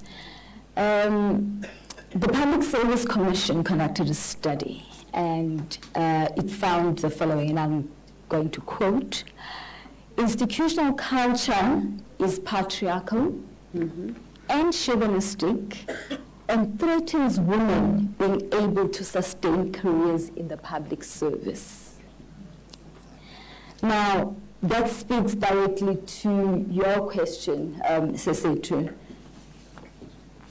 So this is an ecosystem that they've built, eh? They've actually built systematically over years and decades, actually. You see that in how we, even as women, present ourselves, eh? In public speaking from school, you are taught, speak up. stand up, broaden your shoulders, sit up, how you cross your feet. Isn't that masculine? You are taught to be a man. You are taught that in order for you to be an effective leader, a sound leader, you must be bold, you must be manly. You are actually being taught to be manly. We take up these positions as women. When you walk inside a boardroom, you want your presence to be felt. Why? There's a reason why we took the transformative journey into democracy. It was to break the chains of patriarchy. There's a reason why there was an intentional development and promotion of women into leadership. And it's the same in the legal sector where it says black women must be in the judiciary so that they give a different perspective in shaping the jurisprudence of this country. Now, if we as women work in these boardrooms and we want to work in like men, we want to speak like men, we want to lead like men, how are we going to reshape the governance jurisprudence? We are not. Now, young women are not going to find a space in the public sector because we are promoting exactly what this PSA study is saying. We want them to work long hours. We want them to prove themselves. How far do men prove themselves? Zero. Yeah. Don't. Zero. Let's promote feminine leadership. In fact, we hardly speak about it. We speak about compassionate leadership. Compassionate. It's diluted. Transformational leadership. But let's speak about feminine leadership. Let's speak about buying mics to enhance my voice to be louder because I'm not going to speak louder. I'm not going to strain my voice and speak like a man because I'm not one. And I do not have the bass, and I don't want it. True. And there is no way I am going to try to be masculine. I'm feminine, I'm petite, and I'm fine. And that's who I am. And that's how I want to lead. And that's how I want women in my organization to be. Let's turn the tide. Let's systematically promote feminine leadership so that we sustain women in the ecosystem and women are able to grow. Let's break chauvinism. Let's break characterizing leadership around masculinity. Because that is why we're unable to sustain women in the public sector and why we're unable to sustain female leadership. Because we are not breaking the chains of patriarchy. We are not breaking the chains of masculinity. Now, I want to speak around also encompassing the issue of time. And I want to speak about a personal experience. When I was still a junior prosecutor, I reported to a female senior prosecutor who had just been promoted, and the first female to be promoted as a female prosecutor as a senior. And yes, the pressure to prove yourself. So it's one time my child was ill and I had to leave work and go and pick him up at kindergarten. And this lady says to me, but Colin, who are you going to leave court with? But her expression was in a sense of, you can't leave. And I said to her, I'm going to leave it with you. I went to my office, I took my bags and I left. And the Monday I came back and she says to me, hey, you know, it's giving problems. Excuse me. Yes, but you know what, I forgave her. It's her traumas. It's her traumas. That is what was said to her. Yeah. Now, power with purpose. How do we use this power to fulfill a different purpose for this generation?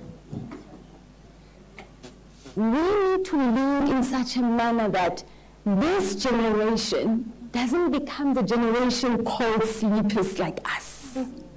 The narrative that the ladies told here is similar. And my narrative is just probably public, that I slept to get this position. We must change the narrative for the younger ones. We must intentionally promote them. We must intentionally transfer skills to them. No matter what is said, we must be intentional about it. We must be intentional about how we walk into that boardroom differently, so that they don't need to want to be man. And trust me, when you want to be a man, you don't say it. The more you say, I don't want to be a man, is the more you want to be that man. Because how you project yourself is what you actually want to be. Now, when I was promoted to be an executive in the MPA and the youngest black female at 28 years at the time, my path to promotion was intentional. One, I showed up. And I showed up with commitment. And showing up with commitment is important, not just showing up, but also showing up with commitment of having a vision of where you want to be. And trust me, contrary to popular belief, I didn't want to be in the MPA forever. But I knew that I was destined for greatness, and I wanted greatness. And that this is my stepping ladder to be greatness. I'm not going to wake up in a certain position as a head of institution one day. I need to wake up doing best where I am. And women appointed me to act. And the man, popularly, to be the man who promoted me over the years, found me acting in that position.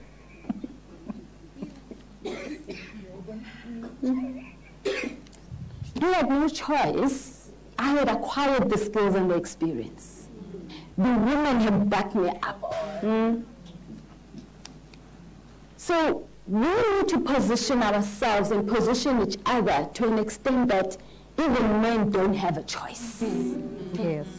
Because we've showed up, we've gained the experience, but also, not just are we gaining this experience, not only are we carrying our values and principles, but we are living them. Our outputs must be based on our values, experience, and principles. What you touch must come from within. I believe that, because if you don't have that passion for development, passion for change, you will never be able to produce it. Now, with all of this history, the public protector, for the very first time in 30 years, has got a 100% performance. Wow.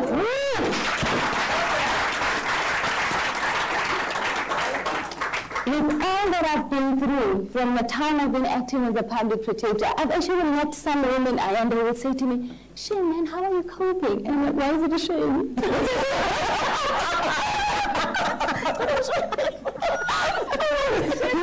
going to see how I'm coping. And these are the results I've produced.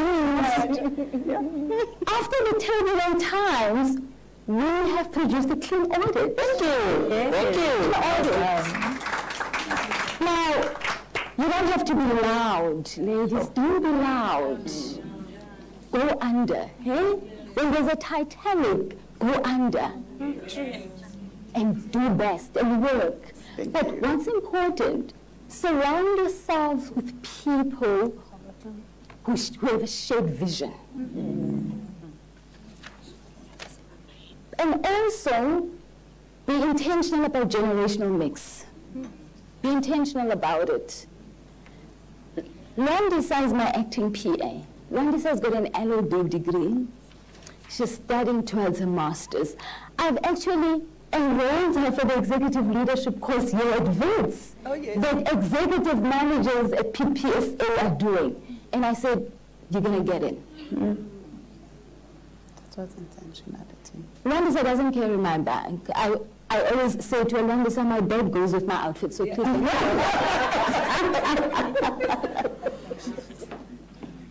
She sits here and she listens and she takes notes.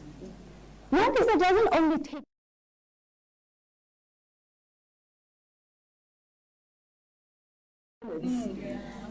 but Rwandisa actually drafts concepts.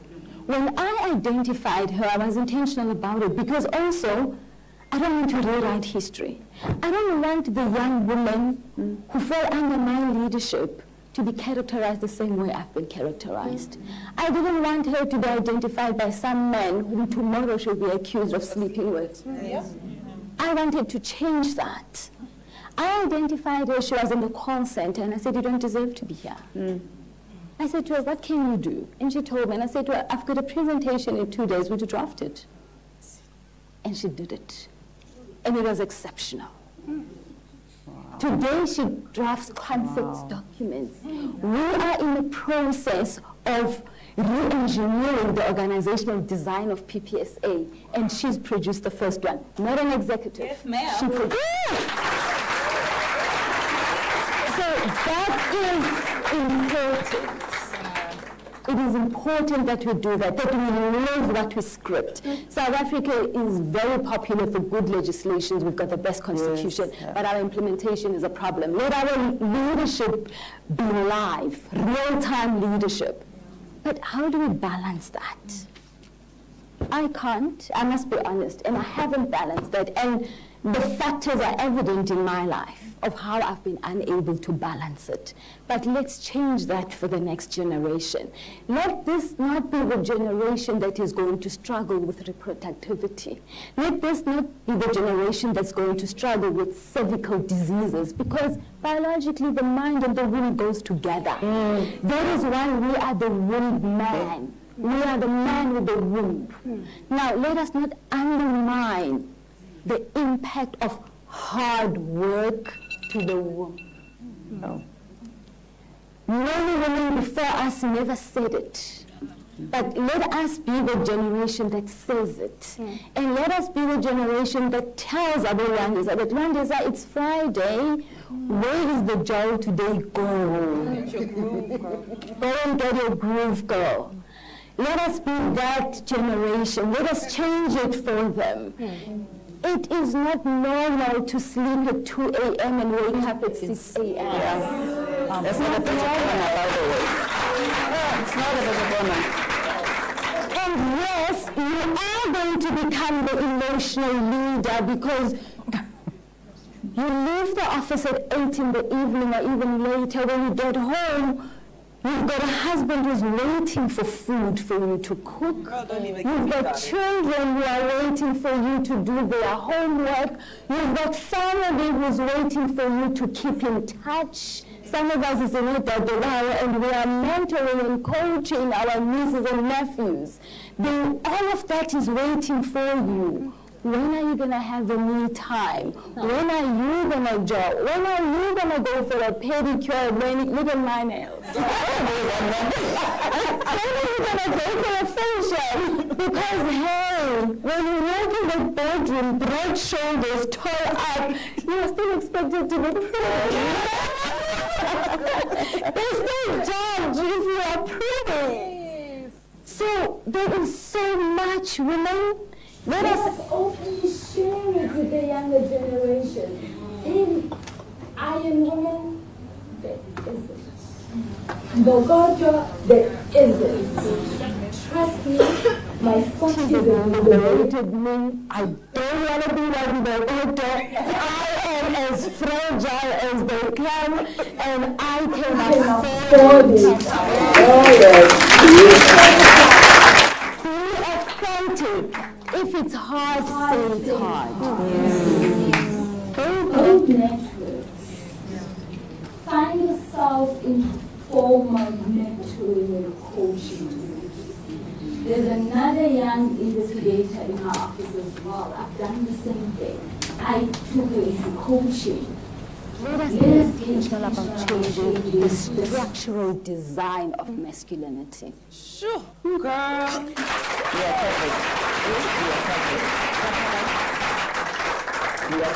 I even gave you my closing time. Okay. So we're gonna, yeah, that's what I covered. So we're gonna keep it short. I gave you my allocation because I think it was just so important that we have those conversations. Whew. Is there any more for any more? This is why I sat next to the advocate. Everything we needed to say. There is one thing I want to reflect on, and I have to stay true to my auditing background. And I mean, we've got SAIGA who's hosting this Women in Leadership breakfast today. I can't not shy away from it. And there was a comment or a question that was raised about the relevance of one's qualifications and the value that they make towards public sector. And she questioned that. And I was reflecting on my own journey. So when I started at the AGSA all those years ago, I'm not going to say how many because then I'm going to give my age away, and I'm not doing that, okay? But when I started all of those years ago, all of us were conditioned to think that there was only one qualification out there, and that was your chartered accountancy qualification. And so I went through the motions of acquiring my degree. I did it part-time through UNISA while I worked. I served my articles with SAIGA, and then came CTA. And I did it the first time. I thought, God, I hate this, you know. And then I did it the second time, and I thought, oh my God, this is going to kill me. And then I was trying to figure out, but why is it that I need to do this qualification? I'm working in this institution that serves the public sector, and I absolutely love what I'm doing. But isn't there another way for me to pursue a qualification that is going to allow me to add value in this space specifically? I don't think I want to be a CA anymore. And at that stage, there wasn't anything else that was offered to us. But after, I think it was about 2 or 3 years, they introduced the RGA program. It was in the form of their recognition of prior learning program. It was introduced for 1 year at the AGSA, and it had a few prerequisites that one needed to meet. And I didn't meet it because I needed 1 more year of experience. So I lost out from that first cohort of candidates that actually went and wrote the qualifying exam and got their qualification. And so I decided I'm not going to let this go. So I decided to run a campaign with the people like me who wanted to pursue the qualification as well, who didn't want to be CAs, and saw it as an opportunity for us to open more doors for ourselves and know that by doing so we were going to create value in society. And so we actually went on this whole campaign, and we got the organization to actually run the ROPLO program again. In fact, then it just continued year after year, because that actually opened so many doors of opportunity in terms of career growth in the AGSA. They started recognizing RGAs in manager positions and higher. So we really were able to then move into leadership positions. So as the years have progressed, I really embraced my RGA qualification because for me personally, it has created so many opportunities, and I've used that, you know, to serve in the way that I would love to serve. But I have gotten to a point now, and I mean, I've been in public sector for 25 years. And we still find ourselves in a place where we work in silos. It's actually a competition. So there are several professional accounting and auditing institutions in South Africa. But I still wonder, why is it that we all can't come together? Why is it that we are not looking for the opportunity to collaborate with each other, to identify the skills and the expertise that we can lend to both public and private sector? Because a lot of our curriculums are similar to a point, and then we go our separate ways. And we need to understand, how can we add value with those specific qualifications and experience and expertise? We shouldn't be competing with one another. We should be working together, because that is going to add value in terms of what public sector needs out there.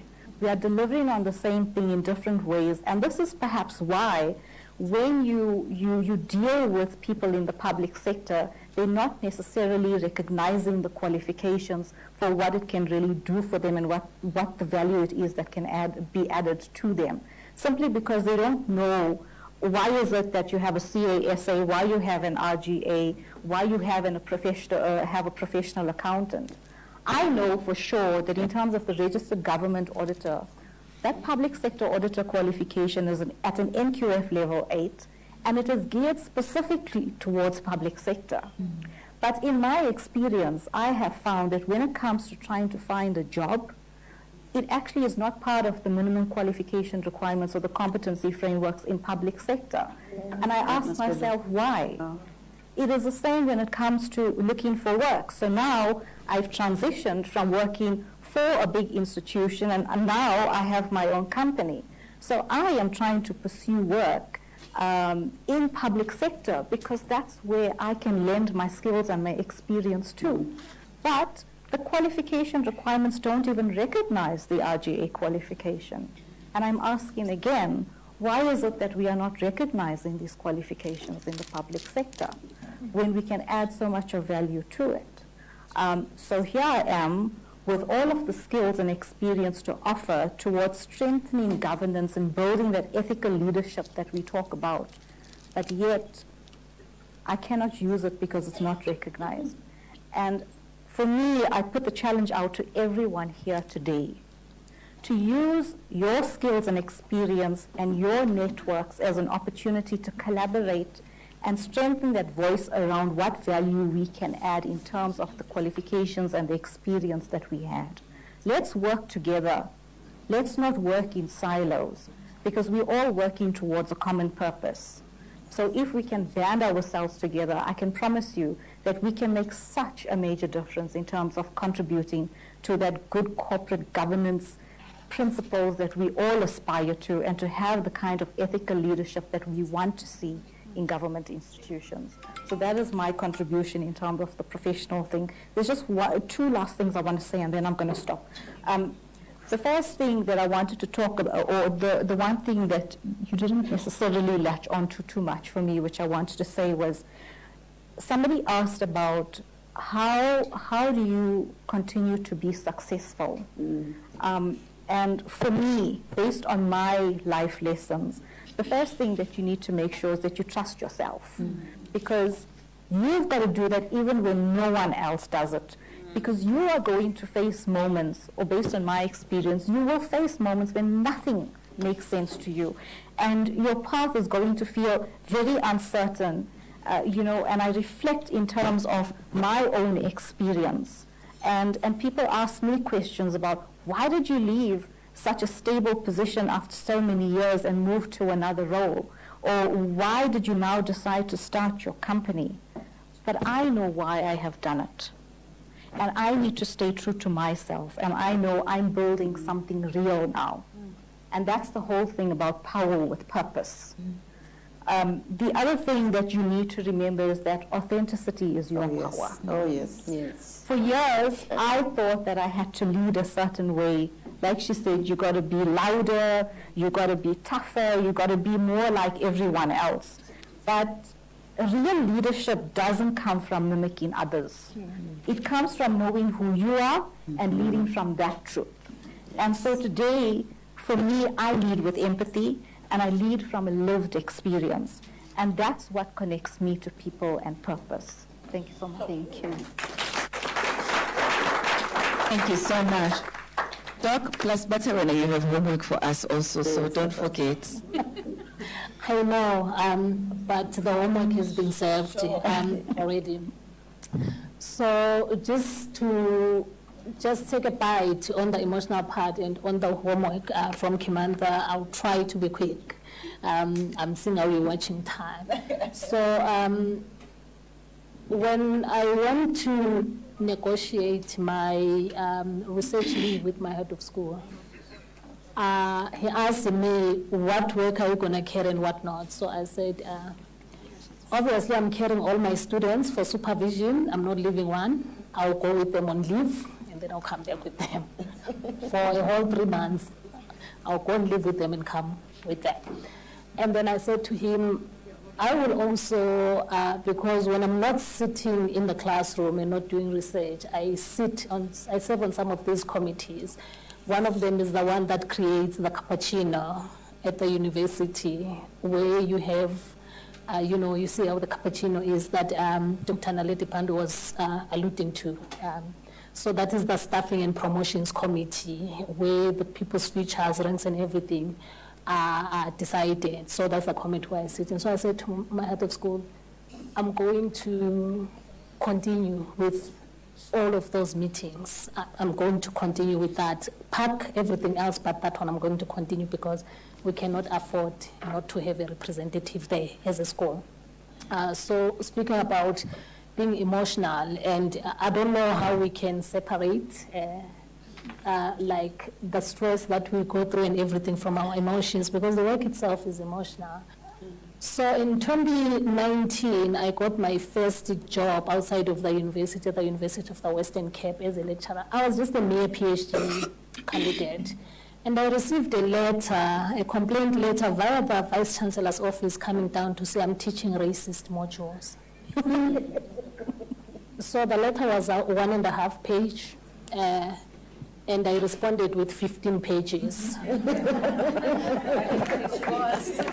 And then I was called by the dean to come and explain why I've had so many students who did not qualify to write their exams. And he said, come see me tomorrow. I said, I can't see you tomorrow, but I'll come on Thursday. It was on a Monday, because I needed those 3 days, because I'm speaking to, you must show up, and you were asking, how do you sustain? Yes. So in those 3 days, I went through the records. I went through the ICAMVA, the system that we were using to teach. I pulled out the records of those students who did not qualify. How many hours have they spent on the module? I looked across other modules that they were registered for. How is their performance and all of that? And I looked at the records of the module that is purported to be as the most failed over the years. I think I started from, I did a 10-year whatever audit. It was the first time I'd scored 42 distinctions for a classical sociological theory course, where no one scores a distinction. But I was told that is the most failed. So I walked into the dean's office. He said to me, oh yeah, we're here, but but I said, if I have 400 students in the classroom, and then 45 of them do not qualify, and someone is teaching 40, and then 18 of them do not qualify, who has the higher failure rate? So I don't know, it's a question of semantics, mathematics, and all that. Excuse me. But the long story short is that he was never, you did not see me coming, but I walked into the office with a file of this pile. When I started explaining myself, I said exhibit 1, exhibit 2, exhibit F. So I came with all the evidence and all of that, but the point that I'm trying to drive home is that we need to prepare and we need to know what we are doing and when. And that's what I do when I go to this committee that does cappuccino, that produces cappuccino from the school. And sometimes I feel like I'm speaking and I've been fighting and fighting, I'm not heard. And I stand up. Because I'm like, hey, you can't hear me. It's like I'm sitting down, all these men are drowning me. So tall. But also that is exhausting, right? But also it comes with an understanding that to speak is to disrupt as we enter these spaces, and to take up spaces to resist. Yeah. But what we understand also is women occupying these professional spaces, and black women in particular, is that our presence often encircles because it is not neutral. It carries memory, it carries history, and it also carries an ethical demand that all of us here have already alluded to. But also we are reminded that we do not enter these spaces as tabula rasa. We are not empty slates when we are coming here. We come already because we carry within us, the violence of exclusion that we've seen so many times happening, but also the visionary of imagination in terms of when we tap into this space, what transformation do we do? So in my 3-year term, serving as a staffing and promotions representative committee, what have I done, for the people who sent me to that committee and all of that. But also it's understanding that only our voices in spaces that were never designed for us requires more than confidence. You cannot just carry your confidence to go there.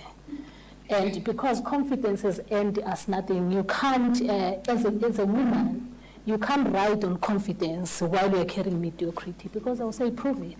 And that's why I hate this whole idea of being the first. I'm the only black woman in the boardroom, I'm the first. And I'm like, if you want to see how stupid you are, try to push an agenda of transformation in a room that's full of people who are hell-bent of maintaining the status quo. You vote for something else, and then they say, you try to raise something else, and then they say, they reduce it to a vote. They say, let's vote.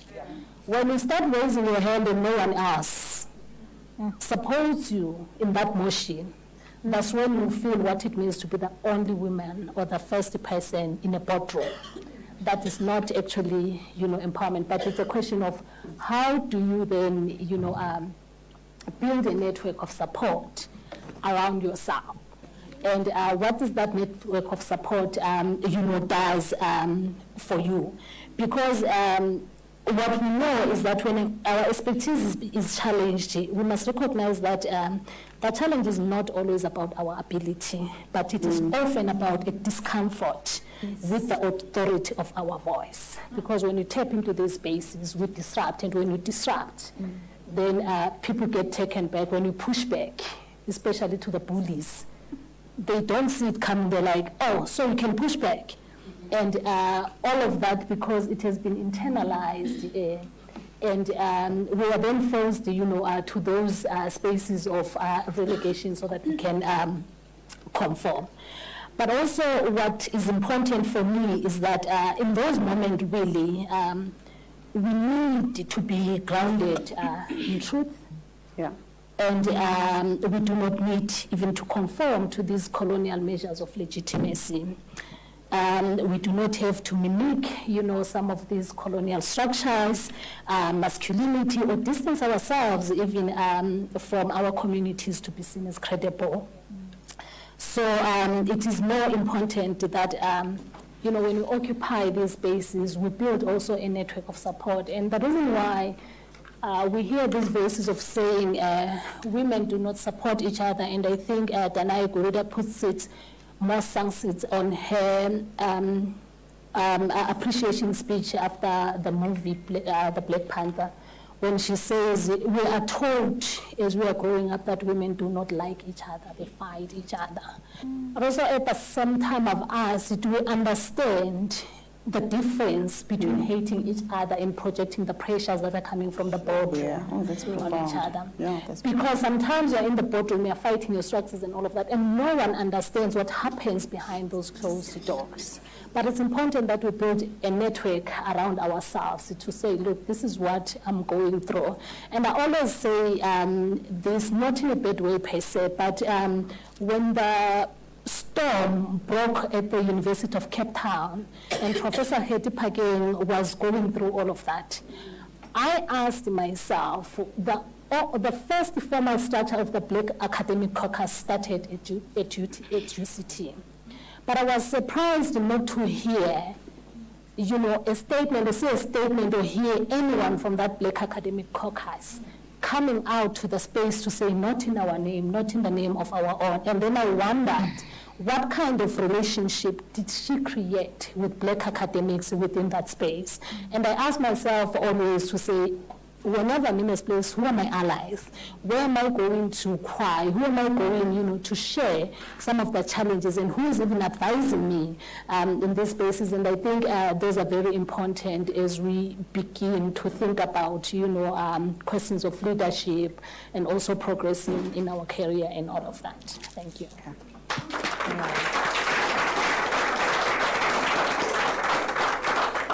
I'm not even going to look at the back because I don't want them telling me the obvious that we have far surpassed time. Can I pull rank and say, "Angin tumelangi invoice aning prata"? Therefore, I am at liberty to do as I please. I have the mic now, Ms. Obastrong. If I name me, you won't invite me next year, it's fine, it's fine. I might as well do this in case you don't invite me again.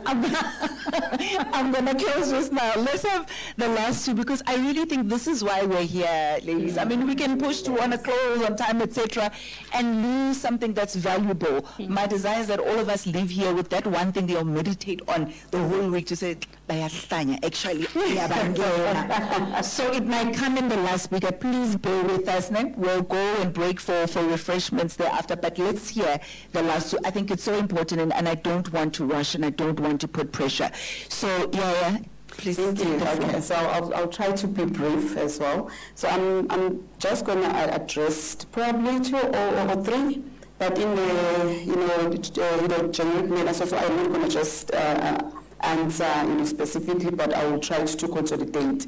But there's a question that you had asked. I did not get your name. A beautiful lady from Mitchell's Plain. Can I just extend an invite that, can I mentor you? Can I just talk to you aside? Okay, so yeah.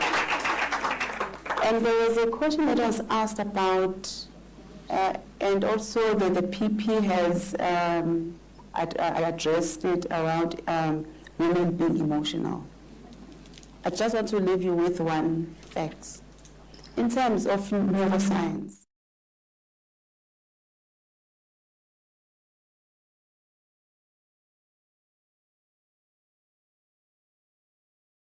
anger, anxiety, you name it. So, whenever someone then says or tells you that women are emotional, I want you to give them this sharp and grounded response. To say, if we are all emotional, tell them that all men and women are emotional. It's not a question of emotions at the end of the day, but it should be a question of whether we have the maturity, how, in displaying those emotions. So never feel bad or guilty that you are emotional. Indeed,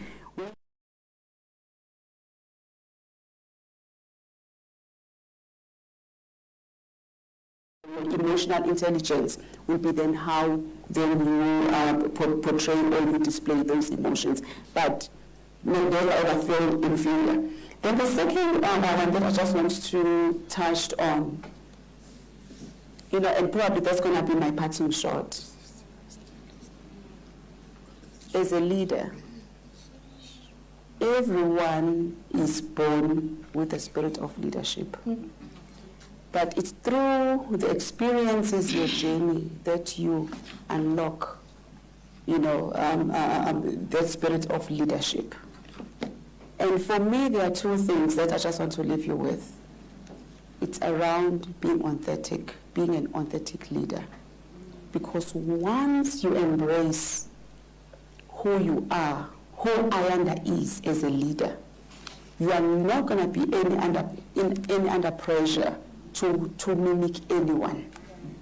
One thing that I have embraced on is, I might not speak louder as long as I know what I'm talking about, and it's not about how you look, how you project yourself, but it's bringing to the table who you are, the uniqueness that you are. I wrote somewhere because I struggled with, you touched on it yesterday, and then I thought you would also gravitate towards that. It actually links to what society has conditioned, women leaders to look like, or to behave, or to sound like. Your thought-provoking question yesterday was, is the country ready for a female president? Okay, let me restrain myself because I don't want to say a swear word. Have you ever asked if this country is ready for a male president? Yeah. Why do you have to ask? Why do you have to even bring the readiness when it comes to women leadership? Women are already leading. We are leading households. We are leading even men themselves, at home. And why then should it be something that is going to be an anomaly, where we have to wait so many years trying to be ready? And actually, I don't even know how readiness looks like, So because I believe as a country, we were born ready for any kind of leader, whether women or men. And let us not genderize, if there's a term, when it comes to leadership. So the question really for me, the minute you asked if this country is ready, it is not even about the readiness, it is about resistance. I'm sensing resistance. Future is female. Future is female, no matter what. And I will challenge each and every one of you to go back to the history. Actually, there's an edition that has been written by Italian Bellini Foundation. I think it's edition number 12, around women, the matriarchy. So when we come from that history, I don't know. Actually, there was matriarchy before patriarchy. Yes. Patriarchy is not there. Women were building destinies, kingdoms. I mean, I was just reading about this unsung hero, Go and read about her.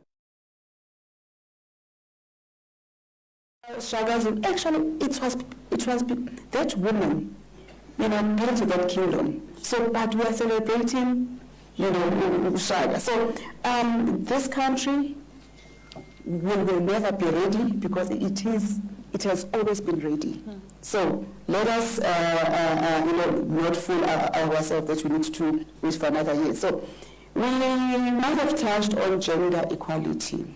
So there's a piece that I recently rewritten about empowerment, to say actually employing women on its own, that is not empowerment.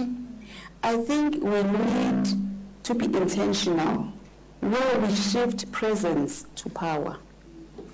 Just because there are so many women in the boardroom, that does not translate to empowerment or to power. Yes. Because they could be there. The question is, are they decision makers or are they decision takers? Yeah. So let us be intentional, because we're going to be sitting here every August, talk about gender, parity, and actually even flexing and bragging about the stats that there are 46% women in parliament, which is good. There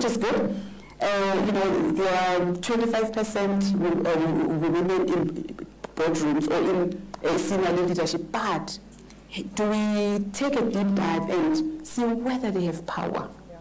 So that is very, very important. And I think we will really need to also not be obsessed and fixated on the quotas. We can reach the quotas. We can give you 50%. But does it also translate to power? So that is very important. We've spoken about the structural discrimination or the systematic, I think that was UPP, that you read about that. So I think it is time that we also don't just, empower women or just, bring them into these already broken systems. But it is time that we co-create and we co-build this system with women in mind. So we must be partakers, not just we find it, this system is built and we add on to. So that is very important, because what we have, it's built on a patriarchal mindset and a system. And lest we change that, it will never ever be women friendly. It will never ever embrace women. We can be as pretty as we want, we can walk like them, but these are the systems that have been built for them. So it's time that we dismantle this patriarchal system and we build systems that are for both men and women. Yes. So the last one really for me is I am so impressed, and I am in awe, because what you have done earlier, that was sponsorship in action. I mean, that should be the challenge to all of us, as well, that we sponsor a woman. Let us be decisive. Let us be intentional, because men, they promote each other. They sponsor each other on the golf course. So let us not be apologetic about it. Let us not be apologetic about it. Let us not only just employ women, but let us give them power, support.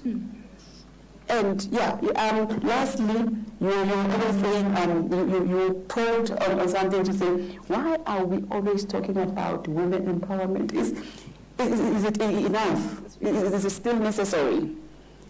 I might beg a different view, humbly so, that it will never be enough. It will never be, because we have not even started. Oh, yes. We have not finished, so we cannot stop. So unfortunately. So whether, in this house we decide to push it through the front door or the back door or on the roof or whatever, but women empowerment and advancement and gender equality cannot stop, and we must not stop talking about it. Yeah. I shall pause there. Thanks.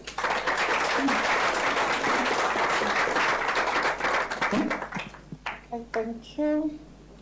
I think my colleagues have said a mouthful, but there's a question regarding the issue of skills and how do we update ourselves when it comes to outdated tasks. And my response coming from a sitter is that... Is that good? I think it's very soft.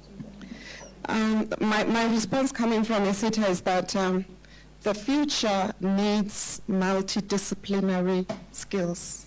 So being in finance, and I always challenge academics, Doctor, being in finance, you need to make sure that you empower yourself and have other skills that will make you relevant in the future.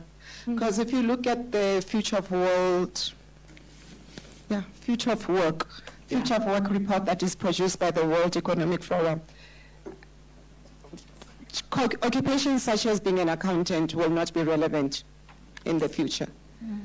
And I always say, as the academics, but you are teaching learners now. Our kids are studying to be accountants. But 5 years from now, they're not going to be relevant. So what are we doing about it? So my challenge to you, whether you are a student or you are working, make sure that you empower yourself with other skills to make yourself relevant. There's nothing wrong with you being a data analytics. Still be an accountant and be a data analytics. For example, I only say I'm an accountant by profession, but I've grown and moved away, but I still remember my 2 accounts. So it's important for us to look at where the future is going, look at the jobs and occupations that will be relevant in the future, and start working on them now. Because 5 years from now, I promise you guys, you are not going to be relevant if you stick to, I'm an accountant, and you only learn what accountants have been taught to do. Then there was a question about how do we, I think work-life balance is something that will never get it right. In theory, yes, we talk about it, but to me, it's you customize it to your own environment, get something that will suit you, don't copy what the next person is doing. Issue of self-care, it's important, and I think all of us as leaders, we have mentors, we have psychologists. I remember when I became a DDG, a colleague of mine said, If you don't have a psychologist, you're gonna go mad.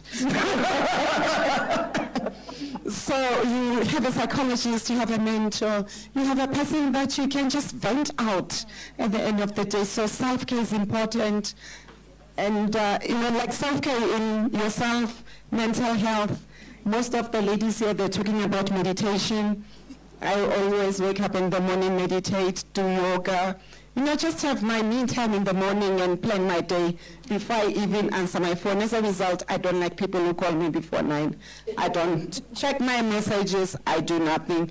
Between 5 and 9, I say it's my me time and prefer to start my day a bit later because then I have plotted.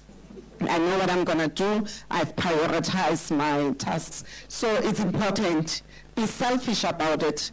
Also, when it comes to, I always say to my colleagues, if it's not urgent, don't send me a message at 10 o'clock. It can wait. We'll discuss it in the morning. If it's not an urgent message on a Saturday, Sunday, don't talk to me.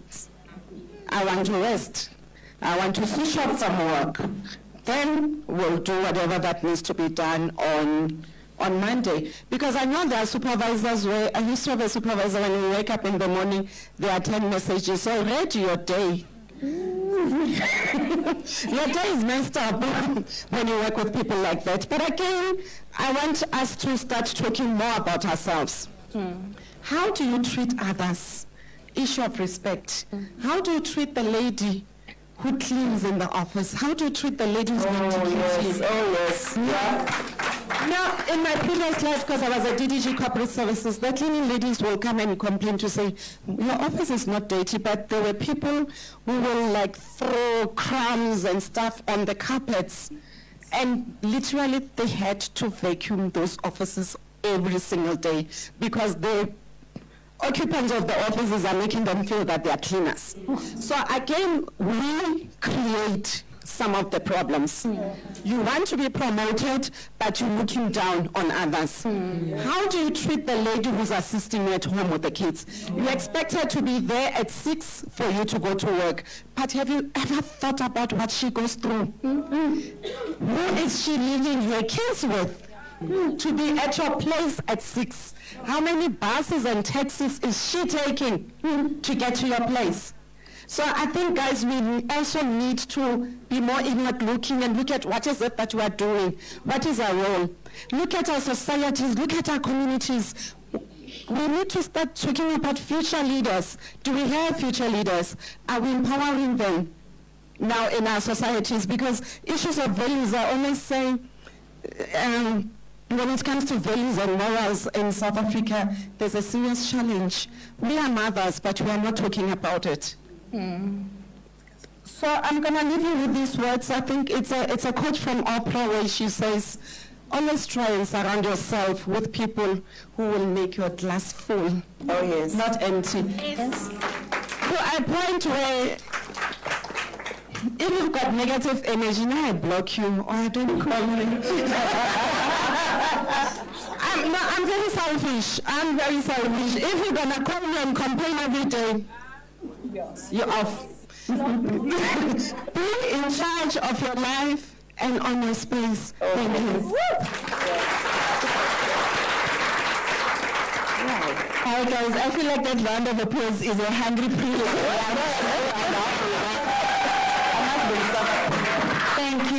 Thank you so much. Can I hand back over to the program director? We will be giving you some token of appreciation from Miller SA, but Zoyenza behind the scenes. There is too much. We'll have to declare it. But there's no time for all of those things. I'm the project program directors here. Thank you. Thank you. Thank you so much.